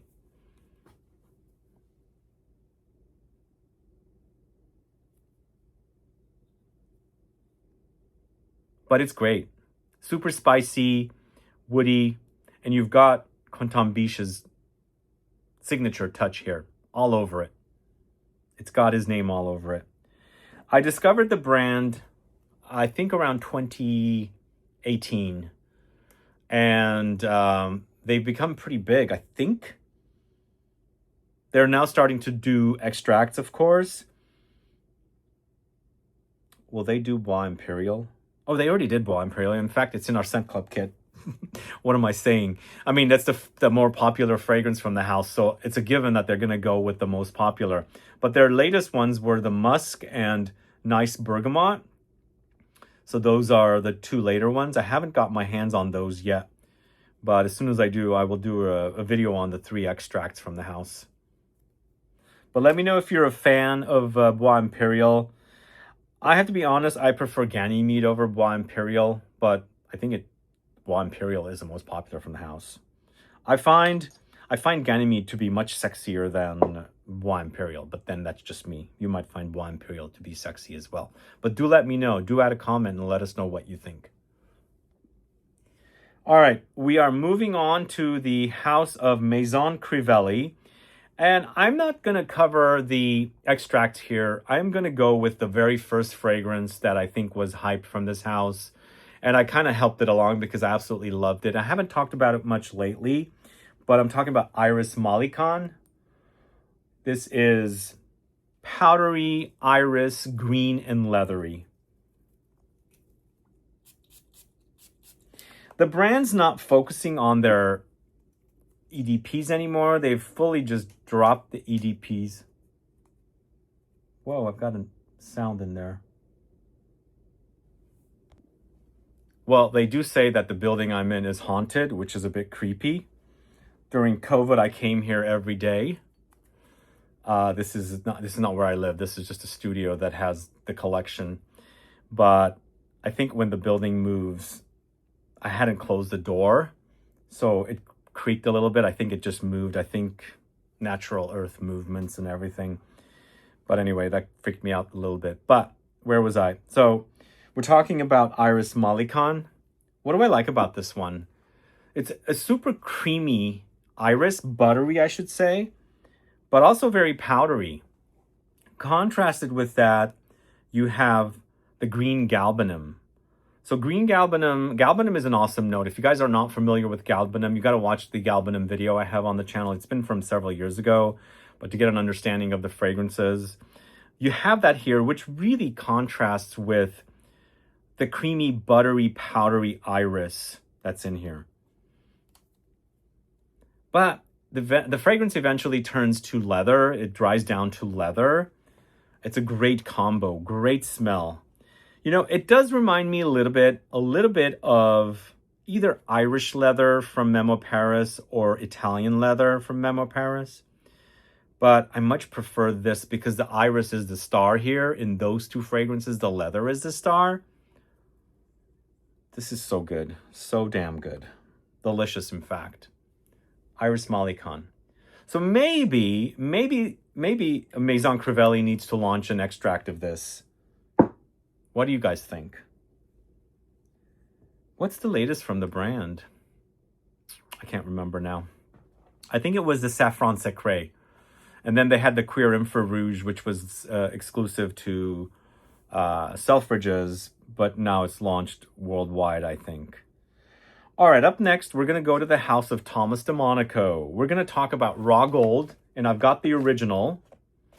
This does say limited edition. So I know a lot of folks don't like the new version, but when I first started talking about Raw Gold, I know people jumped at it. They loved the idea, but later they came back to me and told me I can't wear it. It's too animalic. The new version is not as animalic as the old version. But I'm going to tell you a little bit about the old version. It is dirtier, yeah. There's a little bit of a barnyardy experience here. I think there's hay. Throws in the fragrance into more of an animalic direction. But it's honeyed, it's patchouli, it's a bit vanillic, it's sweet, it's spicy. It's super sexy. Super, super sexy. I wear so much of this. I have a backup bottle of it. So that's the original Raw Gold. So it was limited edition. They launched it limited in 2020. But I think I got to review it in 2020. I'm sorry, 2022.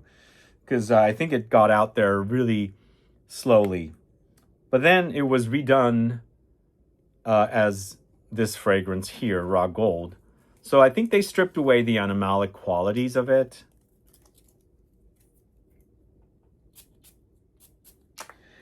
And I think the ones that really loved the original don't care for this version as much. I think this version is a lot easier to wear. I think the honeyed vanillic touches are a bit more in your face against the patchouli. which I like quite a bit here. I really love the way the fragrance is working.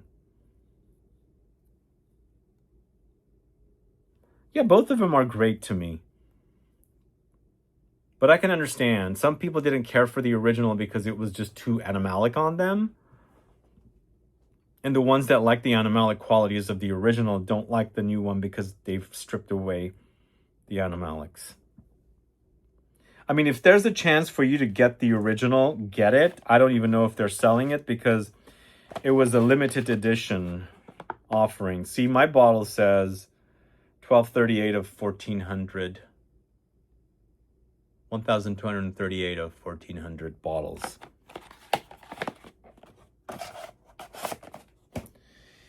And this version of raw gold is permanent. You can get it right now. Okay, Born to Stand Out. I wanted to figure out which fragrance is the most popular, and also the reason I'm going with this fragrance because it's not my all-time favorite from the house. You guys know Filthy Musk is my favorite, and Filthy Musk is currently in one of our latest Scent Club kits. I'm going with Dirty Rice. I personally think that Born to Stand Out's Dirty Rice is very popular. A lot of people love it. I think I can tell. But also, I think it kickstarted the savory umami kind of gourmand movement. Because ever since Dirty Rice came out, there's so many rice-focused fragrances out there. So this is, I believe it's Olivier Cresp who did this. It's powdery, it's musky, it's a bit nutty, slightly milky. And it's quite hyped. People love this one. I think the brand has better fragrances in my book. Filthy Musk, Drunk Saffron, so many others. But you got to talk about this one. This is how the fragrances, the first fragrances that came out from Born to Stand Out, I think there was 12 or 13. I can't remember exactly. They were all done by Firmenich perfumers. Then I think outside of the first initial drop of the fragrances, they started working with other perfume houses. But what do you guys think about Dirty Rice? I think it's a personal fragrance. It's close to the skin. It's musky. It's not super loud. It's cozy. It's comfy because it's got that creaminess, powderiness, muskiness, slight nutty, gourmand, savory, salty kind of thing happening. I think that's why people love it. And I think it's because of that, I think the rice fragrance movement kickstarted. I think a lot of folks love rice in fragrances. Got to get a fragrance that I forgot to bring. Okay, this is the second to the last fragrance I'm going to talk to you about. But I have an interesting story about this fragrance. Now, this brand, I bought this fragrance in December of 2022. This was launched in 2022. It's from the house of Joram Studio. I'd heard about the brand prior to that. I hadn't experienced their fragrances. And so I was in Scotland, in Edinburgh, and man, it rains a lot there. And it's super strong, intense rain. So I was downtown area, and then I had to go to their store to find it. Pouring cats and dogs. It was just so wet. I got there and I met the brand and I smelled everything. And I fell in love with Paradisi. Really fell in love with it. I mean, the brand has a few other fragrances, but this stuff really calls me. I really love it. It's like this lush vegetation, green, fruity, pulpy, humid, but it's almost like a fusion of cold and warm because it's like a jungle kind of, it's just rain. So you've got the coldness, but it's humid at the same time. It's good. Paradisi is so good. I don't know what the numbering here is. I don't get the numbering because my other bottles don't have this numbering. I have to ask them. Because when I bought this, this is how it came. But Paradisi, it's so good. If you love green, fruity, juicy, pulpy fragrances, you got to try this. This is so good, man. Oh my God, it's good. There's also tart, juicy citruses in here. Ah, it's good. Really great. And I only discovered the brand in 2022. I think when I saw this, well, actually, yeah, I did see the brand that same year at Pitti Fragranza, the show that happens in Florence. I think they were there. And I knew the brand by that time a little bit, by the time I got to their store. But it was a very interesting experience to go to their store during a major storm. And this was like, I think a day before New Year's Day or just after New Year's Day in 22-23. So, but an awesome scent. Paradisi. If you like my tasting green fragrances, you gotta check that fragrance out. And then last but not least, I'm leaving the fragrance, the last fragrance I'm going to talk about is Juice Box's 54, something I collaborated on, and something you guys got to get your nose on because it's so delicious. Once again, it's a patchouli-focused fragrance. It's also vanilla. It's also fruity. It's boozy, warm, spicy, creamy because it's got pina colada. It's also got Davana because it has this fruitiness up top. And it settles to a chocolate milk on skin. It does have saffron. I keep forgetting the saffron. But the saffron, I think it's a second, like, not major note here. It's not one of the more prominent notes. But what a great opportunity to work on an awesome fragrance with Julien Rescanet. So I think maybe we've got Julien Rescanet featured here more than any other perfumer. Did you guys keep track? I didn't count how many perfumes each perfumer has done. But this stuff is good. If you haven't tried it, please do. I highly recommend it, especially if you are a patchouli lover. If you like chocolate, I just featured it in a chocolate video as well. Because it's like, it dries down to chocolate milk on my skin. Because it has sandalwood, and the sandalwood is kind of a milky, kind of lactonic variety of sandalwood. And then, of course, it also has tobacco. It's the leafy tobacco here. So it does get a bit musty in the dry down, but super awesome. Super awesome scent. Juice Box's 54 is the last fragrance I'm talking about today in this very long form deep dive video. This series of videos that I've been doing, guys, just to let you know, these deep dive videos do take this long to do. So I've worked on this list for a few weeks. So it takes a lot of planning. The planning is a long time. You have to write down the dates. You have to like pick and choose fragrances. So it takes a long time to plan these. Then shooting the video is all real time. All in real time. So the commitment to do these videos takes a very long time. So I hope you guys are appreciating these videos, because if I see a lack of interest, I'll probably stop doing them. So I hope you guys watch the video. You subscribe to the channel, click the bell icon, and please give this video a thumbs up and share it with everybody you can. So that helps with the algorithm, and it'll help with the video get out to a wider audience, which is all it needs. Otherwise, like I said, if the views are low, I'll probably stop doing the videos because it takes a lot of my time. Like by the time I'm done and air this video, probably would spend about 8 hours on this video, if not 9 or 10. Because you have to, edit out the two portions. There's not much editing, but it's a lot of real time happening. To export out a 3 hour plus 3.5 hour video literally takes a really long time. Then the uploading takes a long time, and then all the preparations and things like that. So again, I appreciate you tuning in. I hope you watch the video fully.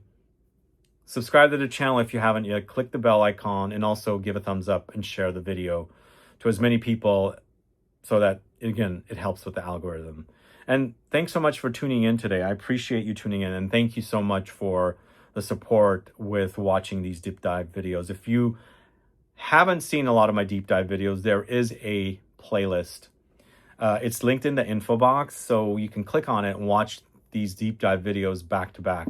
There's hours and hours and hours of content here, so you can watch them on your phone, on your iPad, on your computer, or even on your screen, on your television at home. But yeah, subscribe to the channel, as I said, and also please help with the new shorts channel. Whereas these are extremely long form videos, the shorts channel obviously will be either 30 seconds to 3 minutes. I think that's the length. You can go up to 3 minutes.